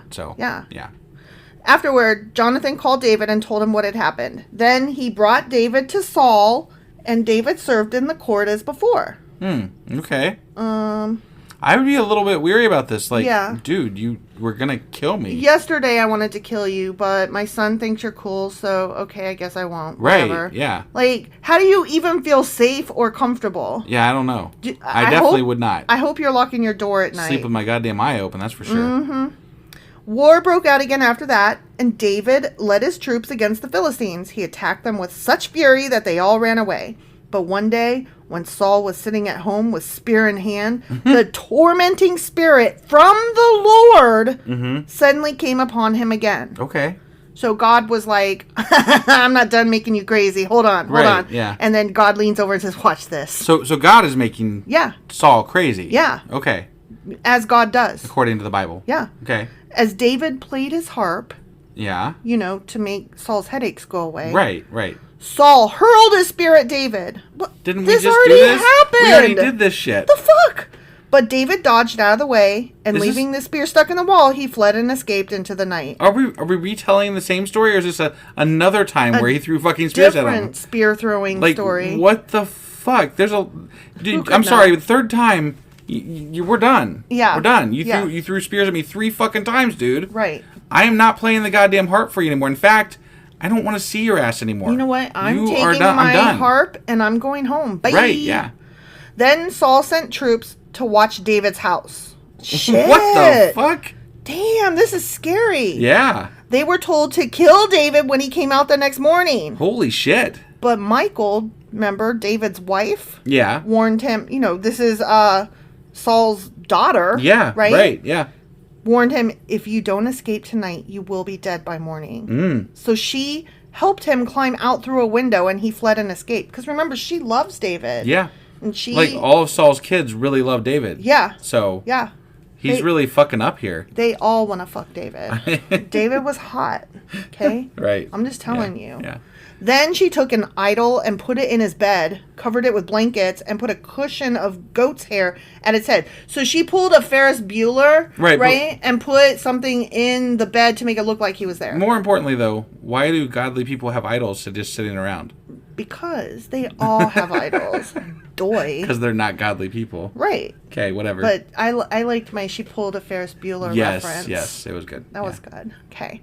When the troops came to arrest David, she told them he was sick and couldn't get out of bed. Yeah. Like when Ferris Bueller was playing on the piano. Right. Right? Yep. But Saul sent the troops back to get David. He ordered, bring him to this bed. Bring him to me in his bed. They're going to pick the fucking bed up and bring it over? So I can kill him. Yeah. But they're literally going to pick the bed up. They're going to pick the bed up. Yes. He said, bring him in the bed. They're not even going to check to see if he's under there. Well, obviously. I think they are. Because let me read. All right. But when they came to carry David out, they discovered it was only an idol in the bed with a cushion of goat's hair at its head. Oh, no. Why have you betrayed me like this and let my enemy escape? Wait, who betrayed him? Saul demanded to Michael. Oh. How did that... Did she admit it? Or, like... Because she's like, he's in bed. Oh, okay. Yeah. And they're like, he's not. It's a mummy thing. I let him escape because you're a fucking dickhead. Because you're a murdery fool. Because Yeah. you're a fuckface, Dad. Like, dude, you made him chop off 100 dicks for me. Oh, but look at this. Okay. I had to, Michael replied. He threatened to kill me if I didn't help him. Oh, so she's lying. She threw him under the bus. Damn. She's like, I don't know, Dad. Well, I mean, to be fair, and I'm just saying, like, she might die if she told the truth. True. There's a whole fucking army there. True. And her dad's kind of psycho. Yeah. So. Yeah. And women didn't have a lot of... Rights? Yeah. Say... recourse. Yeah. Anything? So I don't blame her for throwing him under the bus. She just wanted to live. Yeah. No, I'm good with it, I guess. I mean, insofar as this I'm story good world with it. goes. God's probably not good with it, but also God picks and chooses when he's good with shit and when he's not. And God is making Saul evil. Right. So fuck that. But no, God does that sometimes where he does something to one person and then he gets mad at the other person for not reacting correctly to the other person and they should have done this, but they didn't do it, so then they die anyway. And then he makes a donkey talk and you're like, wait, what? So David escaped and went to Ramah to see Samuel, and he told him all that Saul had done to him. Oh, look, we're in the book of Samuel. Yeah. Here goes Sam. But I didn't. Yeah, okay. All right, sure. Okay. Then Samuel took David with him to live at Naioth. When the report reached Saul that David was at Naioth in Ramah, he sent troops to capture him. Oh, damn. But when they arrived and saw Samuel leading a group of prophets who were prophesying... They were like, fuck this shit. The Spirit of God came upon Saul's men, and they also began to prophesy. Damn! Wow, just people, just random troops just start prophesizing. I wonder if they are, like, talking in tongues. Like, what does it mean to prophecy? Like, they're gonna build a traffic light here at the four-way stop. Well, they've alluded to it's telling the future, right? Like, that's... Yeah, I just told the future. Right. Like, I don't... The whole talking in tongues thing, I don't know where that came from for religions. But I mean, I guess that could be maybe something like prophesizing in a because they supposedly speak in like the angel's tongue or God's I don't know, something Enochian. Like Enochian. I think don't quote me on that because I don't know that much about it. I was just quoting the show Supernatural just then. Like, but I'm just saying, like, I don't know that much about it, but. Oh my God, speaking of Supernatural, did you see that there's going to be a spin-off show called The Winchesters? I mean, you shared that with me, so yes, I did see that. Well, I didn't know if you watched the trailer for it. I didn't watch the trailer, but I saw that you sent it to me. Okay, you should watch the trailer and then tell me how you feel about it. Because my initial reaction was like, more Dean and Sam, I'm so psyched. But then I saw that, like, it's only Dean, not Sam. And also, it's... Dean tracking down the story of how his parents met, but I'm like, you went to the past, you know how they fucking met. Right. And then they show us how they met, and it's different from how it was already discussed in the show, so it's breaking canon. I gotta admit, I'm kind of Sam and Dean'd out, especially since it's not actually going to be Sam and Dean, it's going to be other actors, so, well, like, I'm good. John and Mary, but Dean is in it. Yeah. Himself, like the actor. What's his name? Right. Jared Ackles, Jared Ackles. Right. Not the Padalecki guy. Right. I have to say both names to know which one is which. You should give him a little bit of trivia here about Padalecki. Okay, so here's the thing. What's his name? Padalecki? No, Jared, and what's the other one? God damn it. Sam. Who plays Sam? What's his name? Padalecki. Okay, the reason that I remember... the tall one. Yeah, Moose. Okay, yeah. But the reason that I know the last name Padalecki is because his mom literally taught at the high school that my sister and I attended in San Antonio, Texas. And you were in her class. We were in her class. Yeah. And she was one of the nicest teachers. And my sister and I, this was maybe like 3 years ago. Right. We were like talking about our high school years and how we hated that fucking high school. East Central High School in San Antonio, you can eat my ass. But how there were like two nice teachers. And Mrs. Padalecki was one of them. Yeah. And then we were like, hang on a sec. Wait, Padalecki. Like, how normal... How weird is that? How normal is that name? And so right. then we were, like, looking it up, and we blew our fucking tops off of our heads. Right. Because we realized that she was, what's his name, Padalecki's mom, and that we both were in her class. Yeah, that's crazy. That's crazy. Yeah.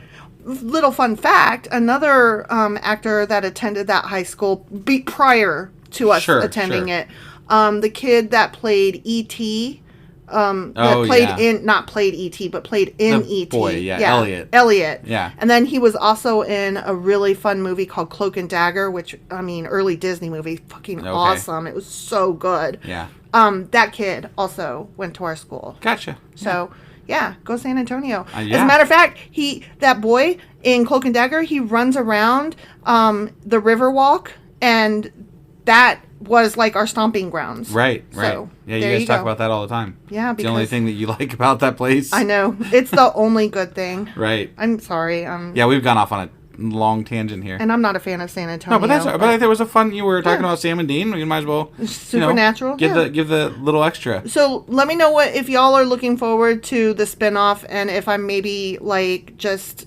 preemptively not cool with it. Like maybe I'm just scared, right? Because it might suck, and we want to hear. Like we don't want to watch it if it sucks. So if somebody else is going to watch it, just let us know. Does it suck or is it good? Yeah, just let us know, and then we'll go from there. Yeah, definitely. So.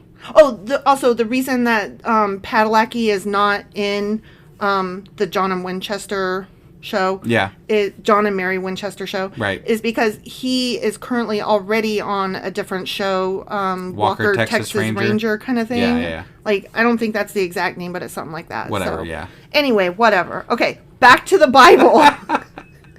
When Saul heard what had happened, he sent other troops, but they too prophesied. Oh, no. Oh, my God. Wow, they're all getting stuck prophesizing. And guess what? What? The same thing happened a third time. You stop sending troops, you idiots. Bom, bom, bom. Finally, Saul himself went to Ramah and arrived at the great well in Secu. You know that great well? The great one. Not the bad one. Yeah, there's a lesser one over there. That's not the one. There's a mediocre one. The great one. The great one. Yeah, the great one. Yeah. Okay, I'm glad we cleared that up. Yeah. I wanted to be sure you knew which well I was talking about. No, I'm totally clear on it now. Okay, the great well. Uh-huh. Where are Samuel and David? He demanded. Yeah, where the fuck are those guys? They're at Naioth in Ramah, someone told him. Mm-hmm. But on the way to Naioth in Ramah, the Spirit of God came even upon Saul, and he too began to prophecy all the way to Naioth. Wow. So God was like, what, at war with himself inside this guy? He's like, be a nutcase. Just kidding. Prophecy. Right? Yeah, like God can't decide what he wants to do with him, apparently. Yeah. Like what? Yeah, that's weird. Yeah. No, I think the dude was just jealous, and he went there, and then he realized that everybody really went loved crazy. him. Yeah, he's like, what am I doing? Because everybody loves him. Right. He's like, I can't. Yeah. So he tore off his clothes and lay naked on the ground. Totally makes all sense. Day and all night. That's what I always do when I get pissed off. No, I never tear off my fucking clothes. You don't lay naked on the ground all day and all night? No. One time I was really drunk when I was young. Oh. And I went out and I slept in the rain on the porch. But that was the worst thing I ever did. Oh my God. So, I mean, I didn't know that story. Yeah. How old were you? I was, I don't know, probably about 20. Jeezy. Yeah. You were underage drunk sleeping on a porch in the rain. I mean, you can't go home drunk when you're underage, right? That's not cool. So, yeah, I slept on somebody's porch in the rain. Were you still living at home with your parents? Yeah, I was at that time. And you were like, there is no fucking way I'm going home? Well, there was no way I could go home that night. When you sleep in the rain because you're drunk, you done fucked up. Oh, you're an idiot. Yeah, no. Sometimes I'm really glad I didn't know you when you were in your 20s, honestly. All right, so he lay all down and all day and night, prophesying in the presence of Samuel. The people who were watching exclaimed, "What? Is even Saul a prophet?" The end. Oh, that was the saying. Wasn't that the saying? Even Saul's a prophet? Is even Saul a prophet? Is even Saul a prophet? Wasn't that the saying? I think it was. Remember they were going to say, something why similar. is everybody saying, it's the saying. Isn't even somebody a prophet? Yeah, I think Isn't you're even right. Saul a prophet? Yeah. So there it is. That's why he's a prophet. That's why. Because he was an idiot. Yeah. Because the Lord fucked with him. Yeah. And then he fucked with him some more. The saying. You know the saying. We know the saying. And that was the end. Okay. I forgot about that. That was really dumb. I still want that shirt though. Right. Is even Saul a prophet? Oh my God. Yeah. Yeah. We gotta make that shirt and put up in our shop. Right. Okay? Get on that. Tell me that wasn't a stupid story. That was a stupid stupid story. Fucking story. Yeah. I don't. And really... I still don't know time frames. What the fuck is going on here? Because David King, what's going on? I don't know. I'm gonna look it up. It's gonna be in our Q&A. No, I know, Saturday. but Saul has tried to kill this motherfucker multiple times now, and they act like that never happened in that one chapter, right? In this book, yeah, in the same book that we're reading. Exactly. Yeah, I don't know, Guy. I don't know what to tell you. You're distraught over this. I am, because it doesn't. It doesn't jive. That okay. The Bible often doesn't make sense, but this is just like one of those times where I'm like, this is really stupid. Right. Really stupid. And it would be an easy fix. Yeah, it definitely would be an easy fix. Tell it in the correct order. Yeah. And make it make sense. An editor could have wiped out that whole other chapter that we read about him becoming king. Yeah. And it would have made a whole hell of a lot more sense if they would have just left that out. It almost seems like there should be a rewrite. I mean, I could write this better than these fuckers. We should totally, when we're done, make it a Bible rewrite project. I'm all for it. I think we should write this Bible in our words. Yeah. And just be with F-bombs and all. Yeah, F-bombs and all. We're just going to interpret this our way. Yeah. And then and publish that shit. It's the Are You Fucking Kidding Me Bible. And it's the Sacrilegious Discourse Bible. I'm for this plan. Yeah. I think we should totally do that. All right. Maybe one book at a time, not the whole Bible. Yeah, we should start with Genesis and publish it chapter by chapter. Yeah. You guys should let us know what you think, if you want us to do that or not, because I think it'd be awesome. I'm for this project. I think Wife needs to get on this, and so we need to start selling Sacrilegious Discourse Bibles. Oh my gosh. That's hilarious. That would be a fun project. I won't do it unless we get at least 5 people that say they absolutely must see this happen. Oh, shit. And if you make me a shirt that you put up in the store that says, "Is even Saul a prophet?" Well, we need those 5 people first. Then I'll make the shirt, and then you got to write this fucking Bible. Okay. All right.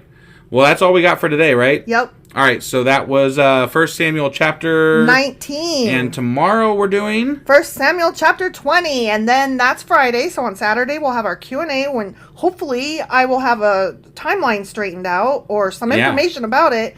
And then on Sunday will be our weekly replay. And Monday we'll be back for 1 Samuel chapter 21. Oh, and one more thing. Mm-hmm. We have already out today a new Patreon episode about gun control, so you guys should go and check that out, and subscribe to Patreon. Well, yeah, so you can hear it. Yeah, then you could hear it. Right. So, go do that, and then we'll see you guys tomorrow. Yep. All right, bye. Bye.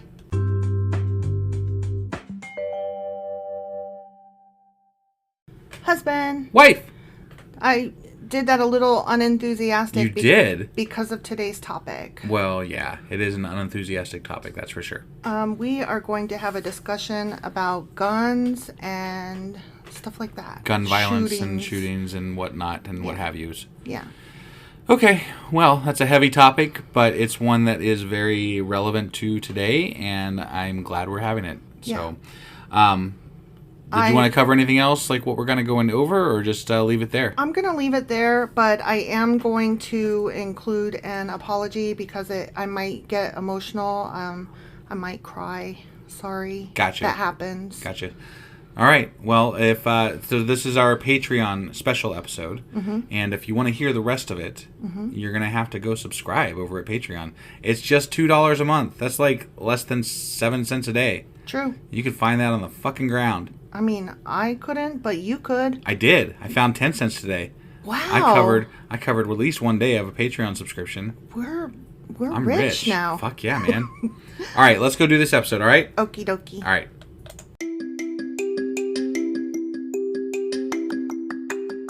Oh no, what happened? Well, this is a special Patreon episode, actually.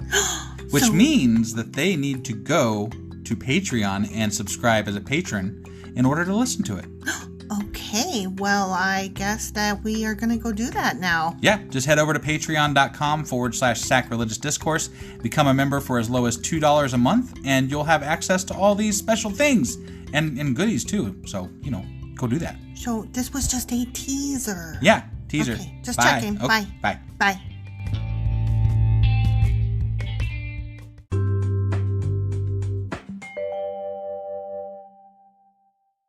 Husband. Wife. Do Do you remember what happened yesterday? Let's see. I think Saul tried to throw another fucking spear at David. Yes. And then he laid down naked on the street? Yeah. And also, there was the phrase, is even Saul a prophet? Oh, that's right. Yeah, that was an important one right there because, it's mentioned before. And it's a big thing. Everybody loves David. You know that saying. David. David's awesome. David is awesome. Except for to Saul. Yeah.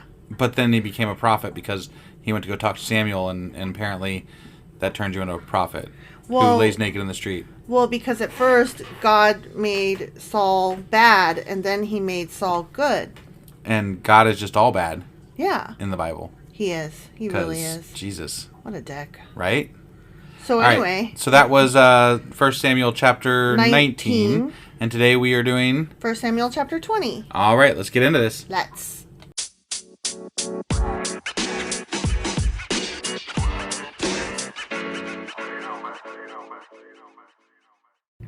Okay, 1 Samuel chapter 20. All right.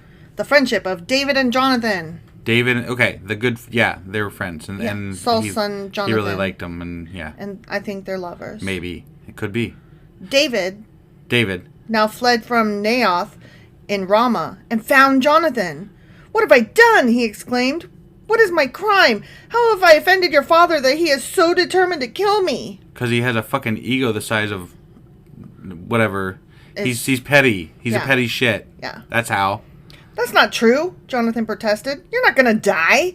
He always tells me everything he's going to do, even the little things. I know my father wouldn't hide something like this from me. I'm sorry. It just isn't so. But you talked to him in the field? Yeah. And then he went and tried to kill him. Right. After he said he wasn't going to try to kill him. Right. So, fuck you. Yeah. You're wrong. Yeah. And also, I'm your friend, and I'm telling you, he threw a goddamn spear at me. Right. And then he came to my house. Yeah. With an army. I don't know. Maybe ask your sister what she thinks. Right. Because Michael seems to understand. Yeah. She had to put an idol in my bed so I could get away.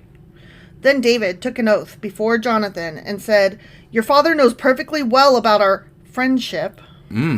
So he has said to himself, I won't tell Jonathan. Why should I hurt him?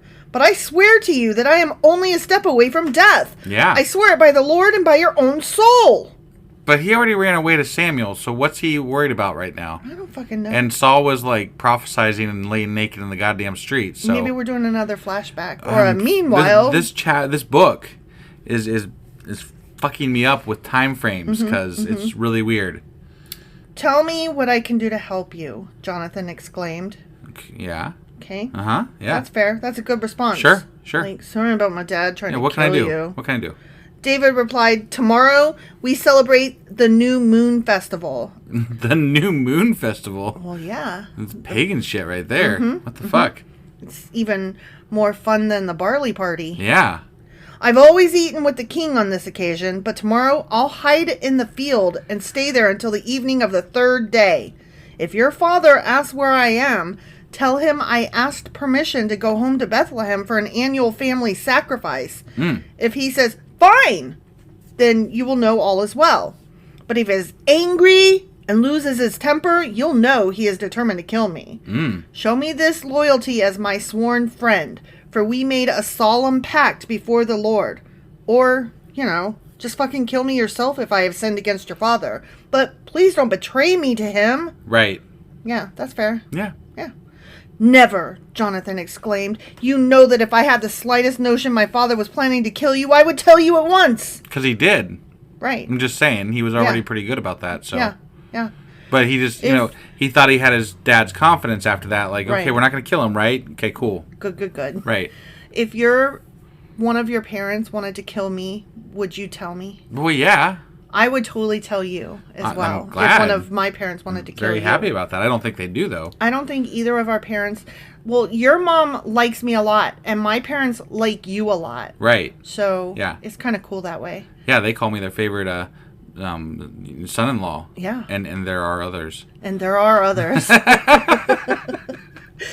I think you're the son that they really want, if I'm being honest. Right, because it's just me and my sister. Yeah. I think that they would trade both me and my sister for you. And that's in even a fucking heartbeat. That's even with them knowing I'm a liberal cuck, Yeah. I mean, I'm just saying. A libtard? Yeah. Yeah. Right? Yeah. It's surprising because they definitely are not that way. They are very not. They are nasty ass Tea Party. Right. QAnon even. QAnon Trumpsters that were, I don't know, Southern Baptist weirdos. But I look the part of good old boy, and I'm really nice. So you are very nice. There's that. You're so nice. And I try to avoid any fucking subject with your parents that has anything to do with politics or religion. It's so sad because at one time you guys could talk about football. Yeah, but now they don't even like football because NFL and kneeling. Yeah. Jesus. Yeah. Fucking stupid. Fucking stupid. Fucking stupid. Okay, so this is all happening, and then David asked, how will I know whether or not your father is angry? Wait, David asked that? Yeah. I thought he was just telling them what to do. Like, he's going to hide in the field, and then if he gets mad that he's not there, then obviously he's mad, right? Right. I mean, I would. So why is... Oh, because David's hiding. So David's like, how am I going to know what's happening over there? Because I'm in hiding. How will I know? He's angry. Yeah, I followed that. Yeah. Come out to the field with me, Jonathan replied. And they went there together. Go to the field, huh? Yeah, they did.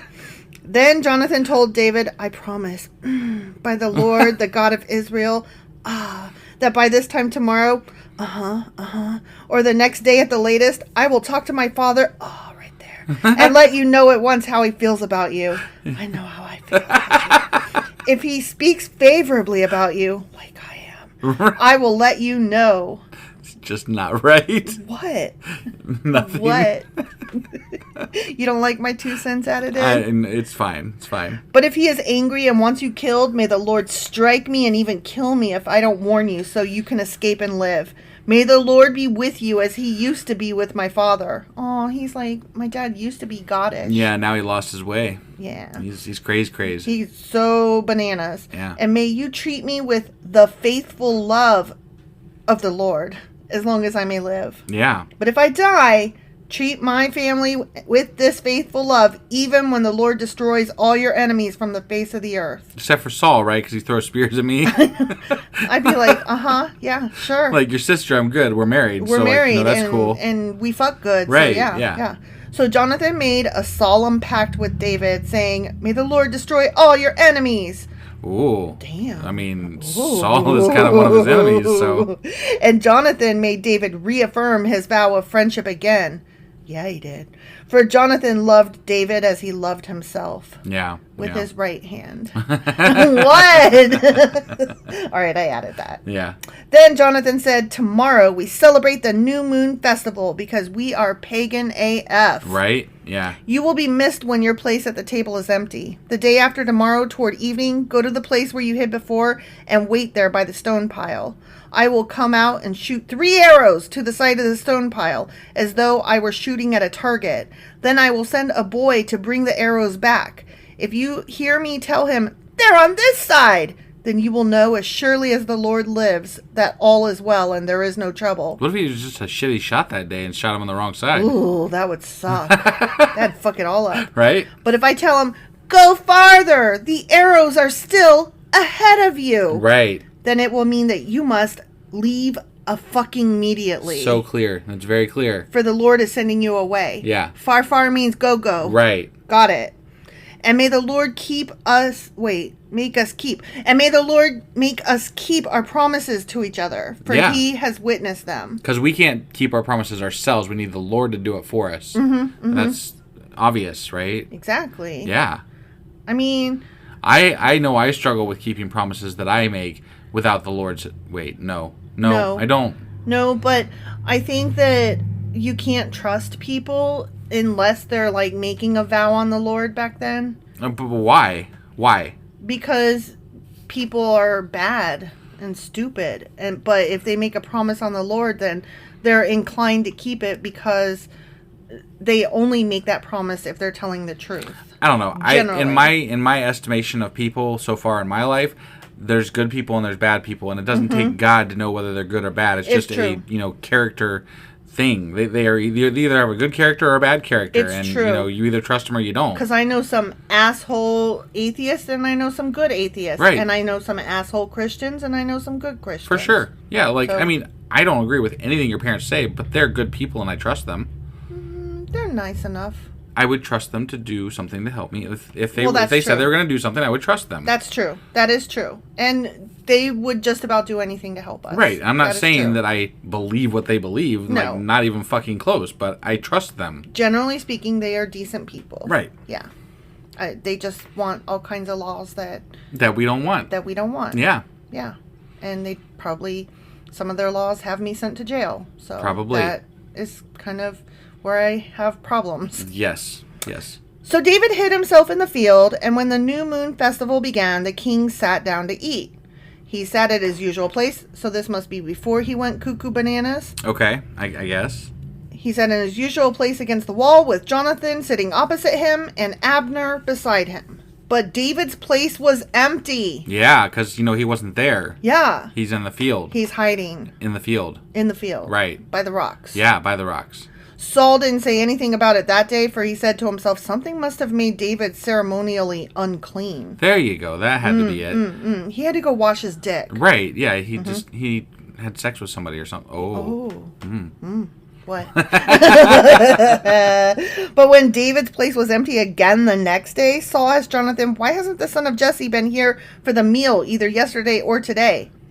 Jonathan replied, here we go. Okay, I'm ready. David earnestly asked me if he could go to Bethlehem. He said, please let me go, for we are having a family sacrifice. My brother demanded that I be there, so please let me get away to see my brothers. Yeah. That's why he isn't here at the king's table. Right.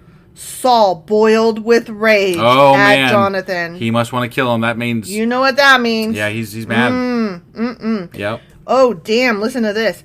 You stupid son of a whore! Is that what it says? That is what it says. Holy fuckballs. You stupid son of a whore. Wow, that's some strong language for the Bible. It is. Do you think I don't know that you want him to be king in your place, shaming yourself and your mother? As long as that son of Jesse is alive, you'll never be king. Wow. Now go and get him so I can kill him. Holy shit. I guess that just solidifies that whole thing right there. Like, we don't even have to guess. Like, yeah, that talk we had in the field the other day, Dad, it's just right out, huh? Oh, unless it's like, unless this is something completely fucking different. Right.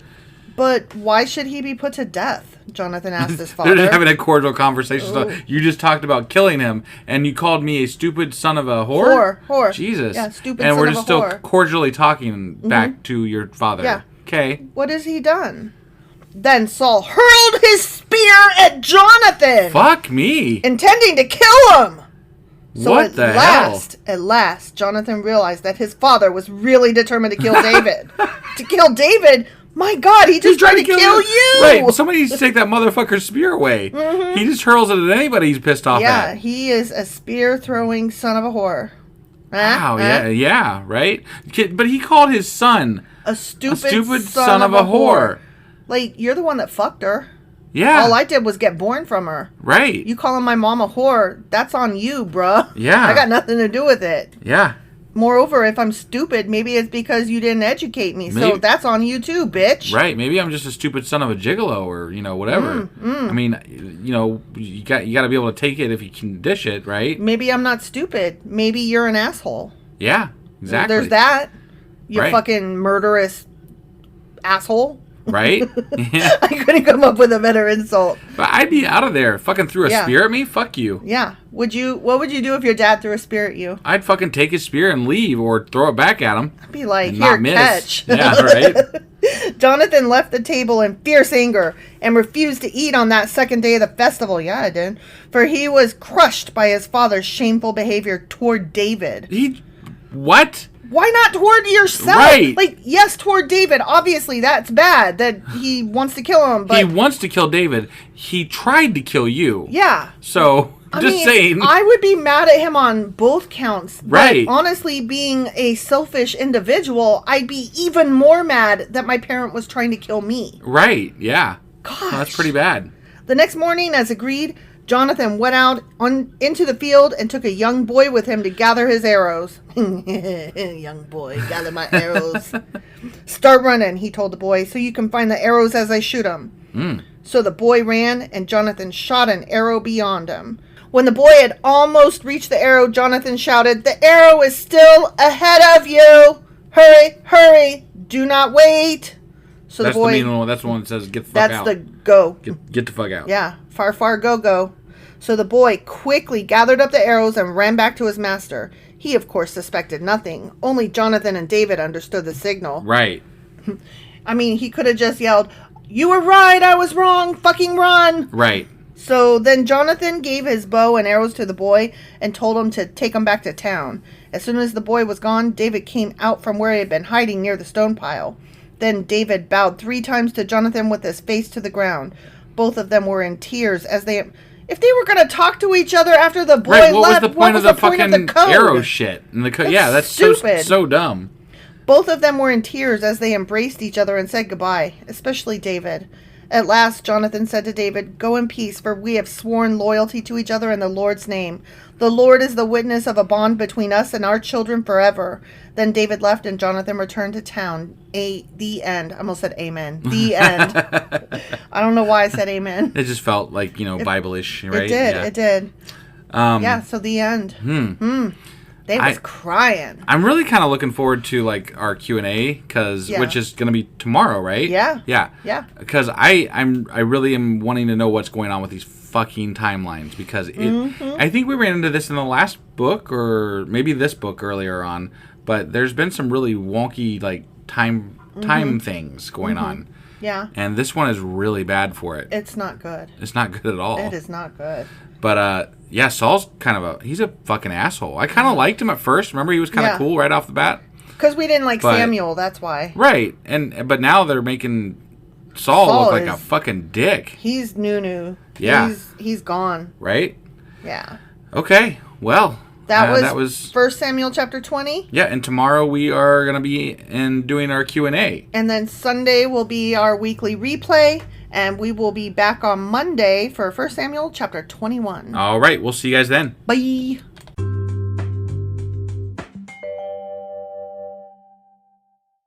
Husband. Wife. It's Saturday. Q&A. Sure the fuck is. I'm really excited about it. Apparently. Jeez. You really kind of caught me off guard there. I was like, damn. That was some enthusiasm. Yeah. So this week we were reading about Saul and some Samuel and David. Mm-hmm. David killed a motherfucking giant, and there was a bunch of spears thrown. Yeah. And tips. And shafts. And dick tips. Yeah, that too. Yeah. Oh, and foreskins. So what is it we're talking about today? Well, you and I were really confused about the timelines, particularly of when Saul met David and what role Saul played. Was I right to be confused? Yes. Oh, I'm glad we were right to be confused. Okay, all right. Yes. I'm glad to hear that. I'm glad it wasn't just me then. No. So I'm not crazy. No. Okay, it's the Bible. It's the Bible. The Bible's wrong. The Bible is wrong and bad. Okay, just making sure here. Yep. All right, so that's what we're covering in our Q&A today. We are indeed. Let's get on into it. Okie dokie.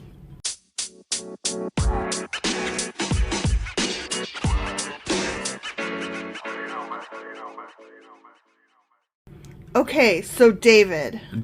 Who the fuck was David? He was a 9-foot person killing motherfucker. He was not a 9-foot person. The 9-foot... Oh, a 9-foot person. You are really like... Shut up.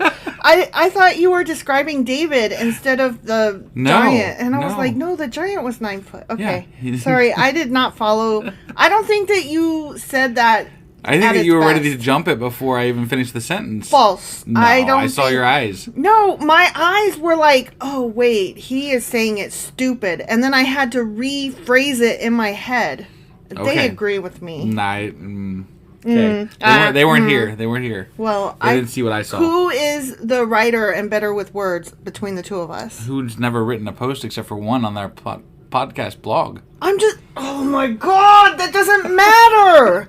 As to whether or not you were stupid just now. I'm not stupid. Oh my God. Okay. I was right. The 9-foot Fuck giant off. killing motherfucker. Fuck off. Fuck off. Okay. Okay? Yeah. So anyways. Anyways. Yeah, David. And that particular, how did we meet David? And why did we meet him? And then like 2 chapters later, we met him again. Yeah, in like a whole different type of circumstancing. Context, yeah. It was not the same at all. Right, exactly. So I had to do some pretty good spelunking on this one. Okay. Because, when you ask questions about the Bible, you always get the apologists first, right?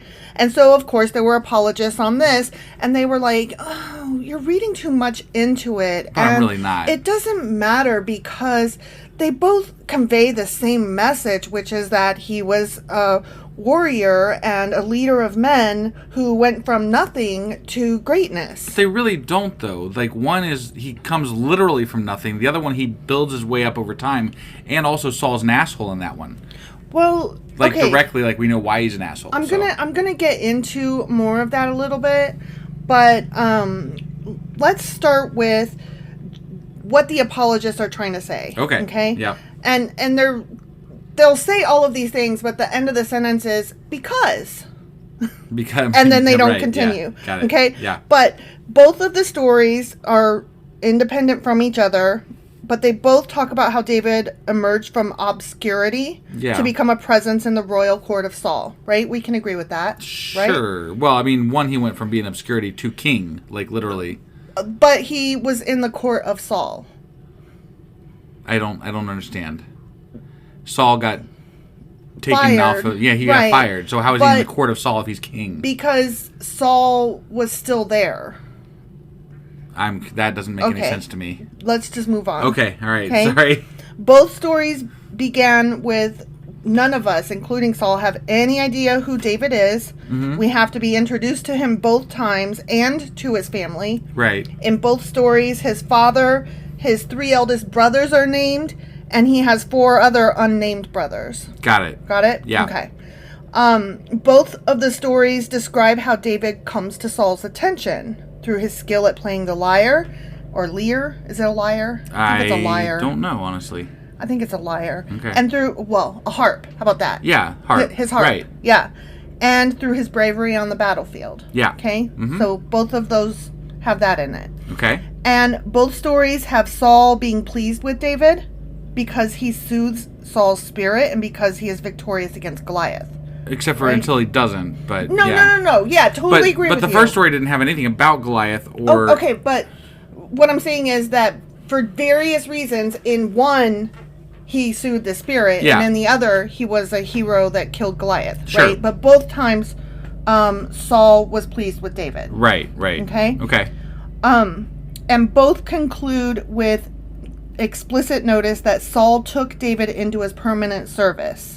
Like, in one, he was like, you're gonna be my harpist guy and my arms bearer. Right. And in the other one, he's like, whoa, my guy, you're gonna be my soldiery boy now. Yeah, right. Yeah. So both stories talk about David's rise to prominence in Saul's court. Yep.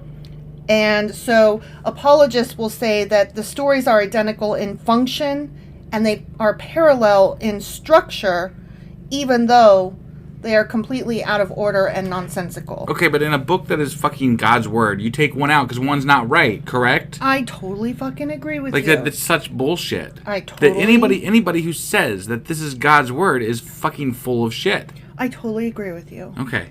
Yeah. So, like I said, this answer was not good enough for me, so I did a little more spelunking. Yeah. Because I don't care that they both serve the same ultimate purpose. Right. They were wrong, though. Yeah. So, there were 2 authors that I came across that I actually am quite interested in. One guy is Joel Baden, who wrote several books, one of which was The Historical David, The Real Life of an Invented Hero. Okay? Yeah. Now, in this book, one of the things that I read that was quoted from this book is that oftentimes when there are 2 stories, at least 2 stories that reference the same thing, but one of them has a popular name and the other one has a name we've never heard of. Yeah. It's usually the unheard of guy that did the actual thing. Oh, okay. So, I guess when we get to Chronicles, the book of Chronicles in the Bible, there's going to be another mention of this, but it'll be of the Goliath killing. Okay. But it'll be a different guy that does it. And I forget his name. It starts with an E, like E. Heman or some shit like that. Wow. So they attributed that thing. And I'll get into the why in a bit. Yeah. Okay.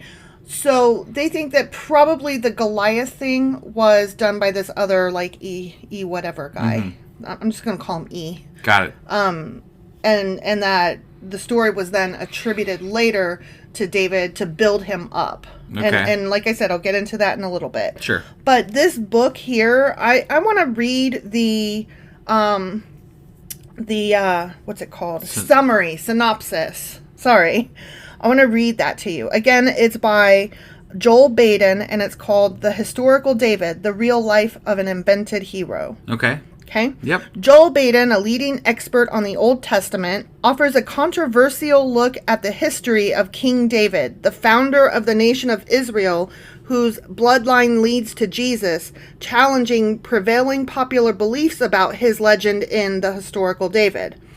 So, I don't think that we were quite aware that Jesus is descended from David. No, definitely not aware of that. Which makes sense because so far they've all come from what, like Moses or whatever?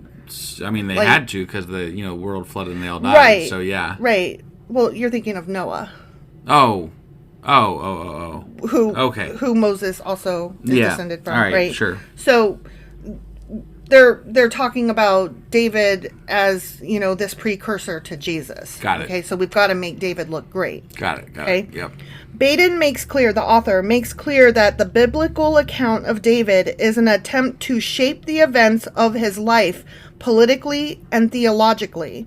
Going beyond the biblical bias, meaning apologists, he explores the events that lie behind the David story, events that are grounded in the context of the ancient Near East and continue to inform modern Israel.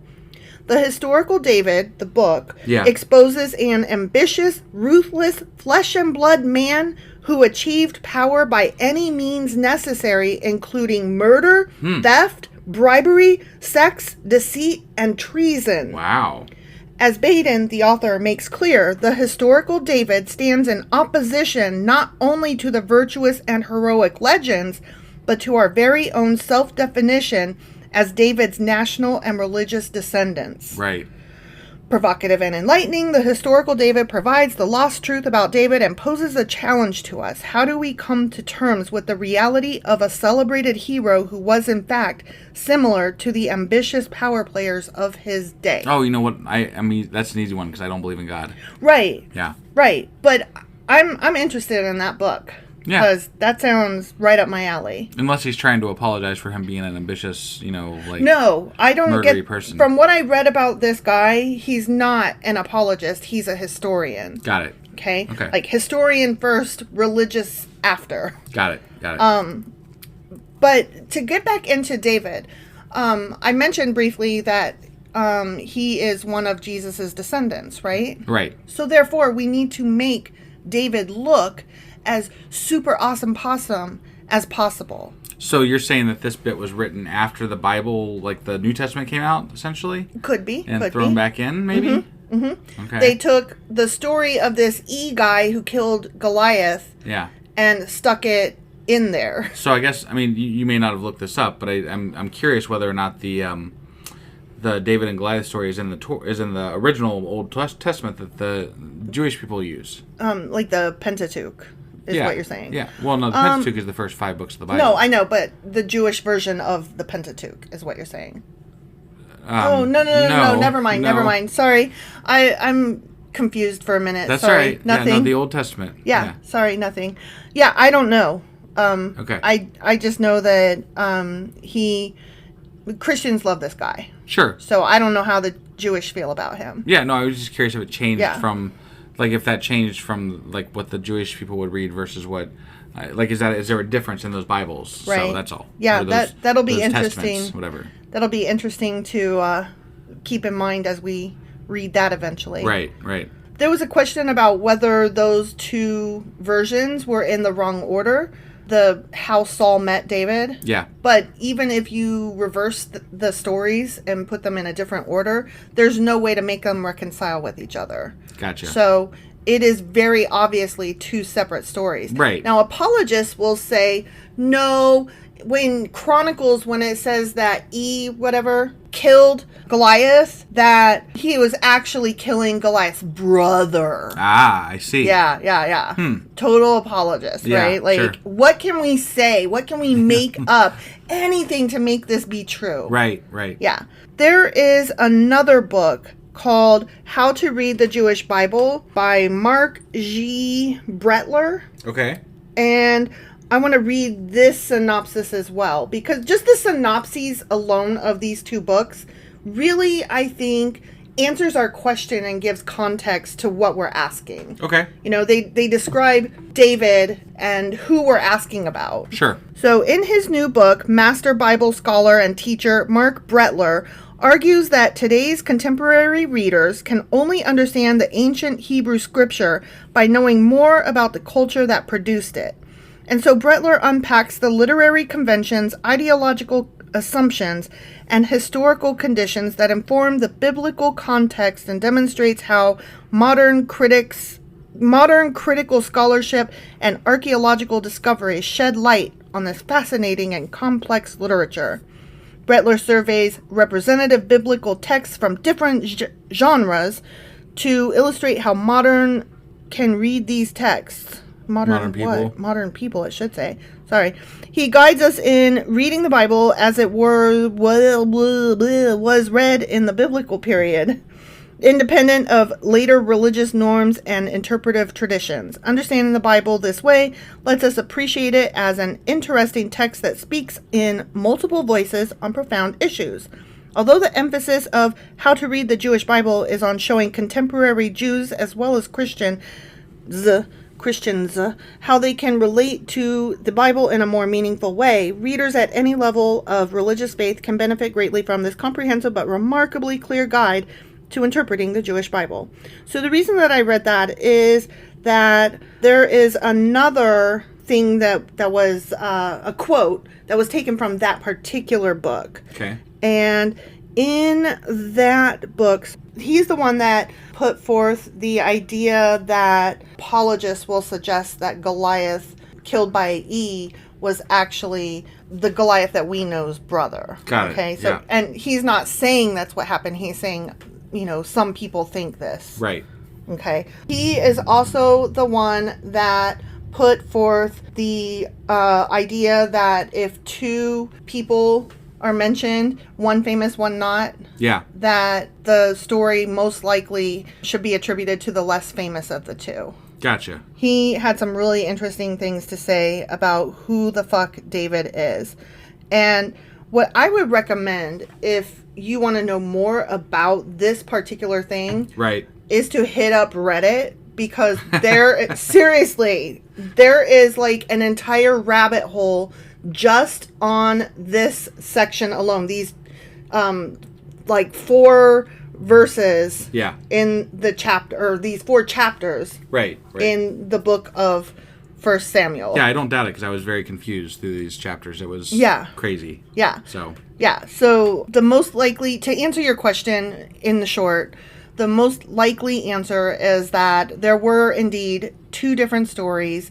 They changed the name of one of them from the guy to David, and then tried to interweave them and did a really piss poor job. Yeah.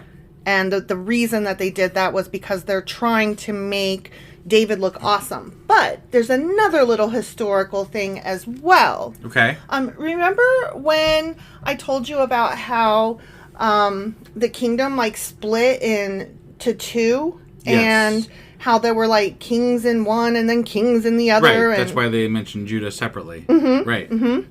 So David, when he was made king, he was king in, I forget which area. I think it was the Bethlehem one. Okay. If I'm not mistaken. But he was made king separately from where Saul was. So this was also a political move to make Saul look as horrible as possible to excuse why David took the kingship. Not was given the kingship, but took the kingship. To excuse his behavior as Jesus' descendant. Okay. You get what I'm saying? I think so. I think David was a bad guy. Right. But the Bible's trying to make him look super pretty. Got it. Because we need to love him because Jesus came from him.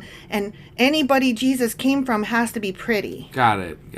Okay. So. Sure. It was not just. But I thought Jesus came strictly from God.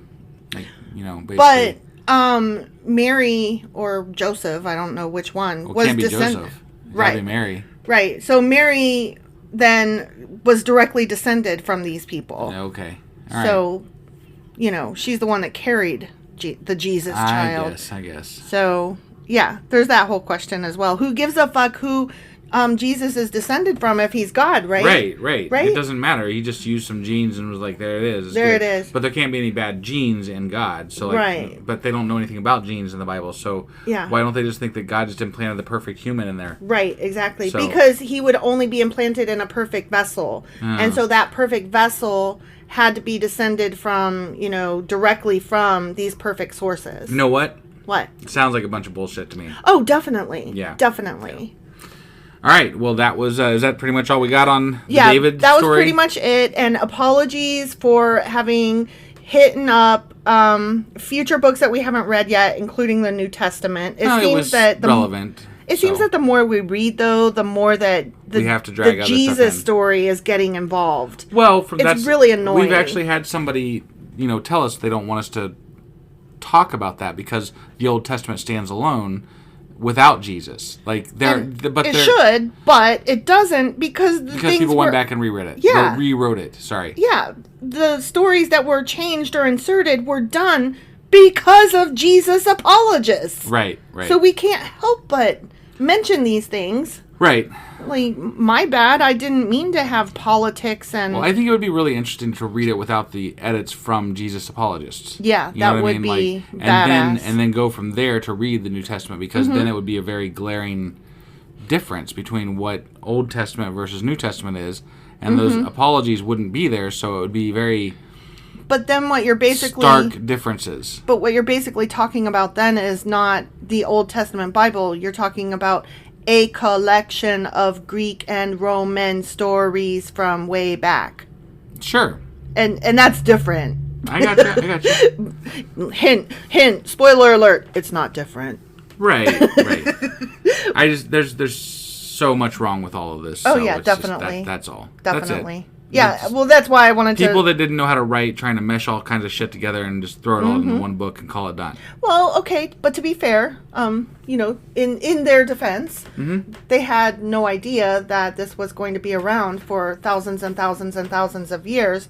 They were probably just trying to, pass it to their current followers. Sure, but doesn't somebody in like the, 14 or 1500s be like, maybe it's time we, Sure. People are starting to read more. We got that printing press thing just got invented or whatever. Right. Maybe we should, edit this. Maybe we should make this concise. Yeah. But at that time, too, they weren't eager teaching people to read. So I don't think it ever occurred to them, we're going to need to clean this shit up. Right. Until it was too late. And now you cannot touch it. Well, yeah, because it's all a matter of permanent record at this point. We can all look anything up online. So you change it, and we're all going to be like, no, you changed it. Right. So that's not what it said. Right. Han did not shoot first. No, he sure did. Or no, Han did shoot first. Han did shoot first. Han did. Sorry, I had it backwards. No, I know, and I was like, wait, what? Yeah. No, Han absolutely shot first because that is important in his entire character arc. Yeah, you can't change shit and then, expect people not to notice nowadays. Yeah. So. Yeah. All right. Well, that was it for our Q&A, I believe. Yeah. And tomorrow we will be doing our... weekly replay, and then we will be back on Monday for 1 Samuel chapter 21, I believe. All right. Sounds good. We'll see you guys then. Okay, bye. Bye.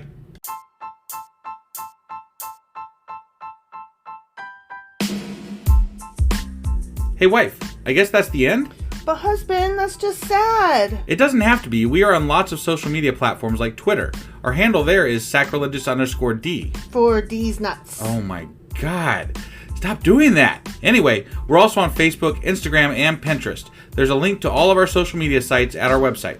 Ooh, we have a website? Yeah, it's sacrilegiousdiscourse.com, where you can also find a link to our merch shop. We have a merch shop? Yep, we have podcast-themed clothing, mugs, notebooks, and more, as well as an atheist and science-themed products. Wow, our fans should really go check that out right now. Definitely. They can get in touch with us by sending an email to sacrilegiousdiscourse@gmail.com. But before they do that, we could really use some help. Oh yeah? With what?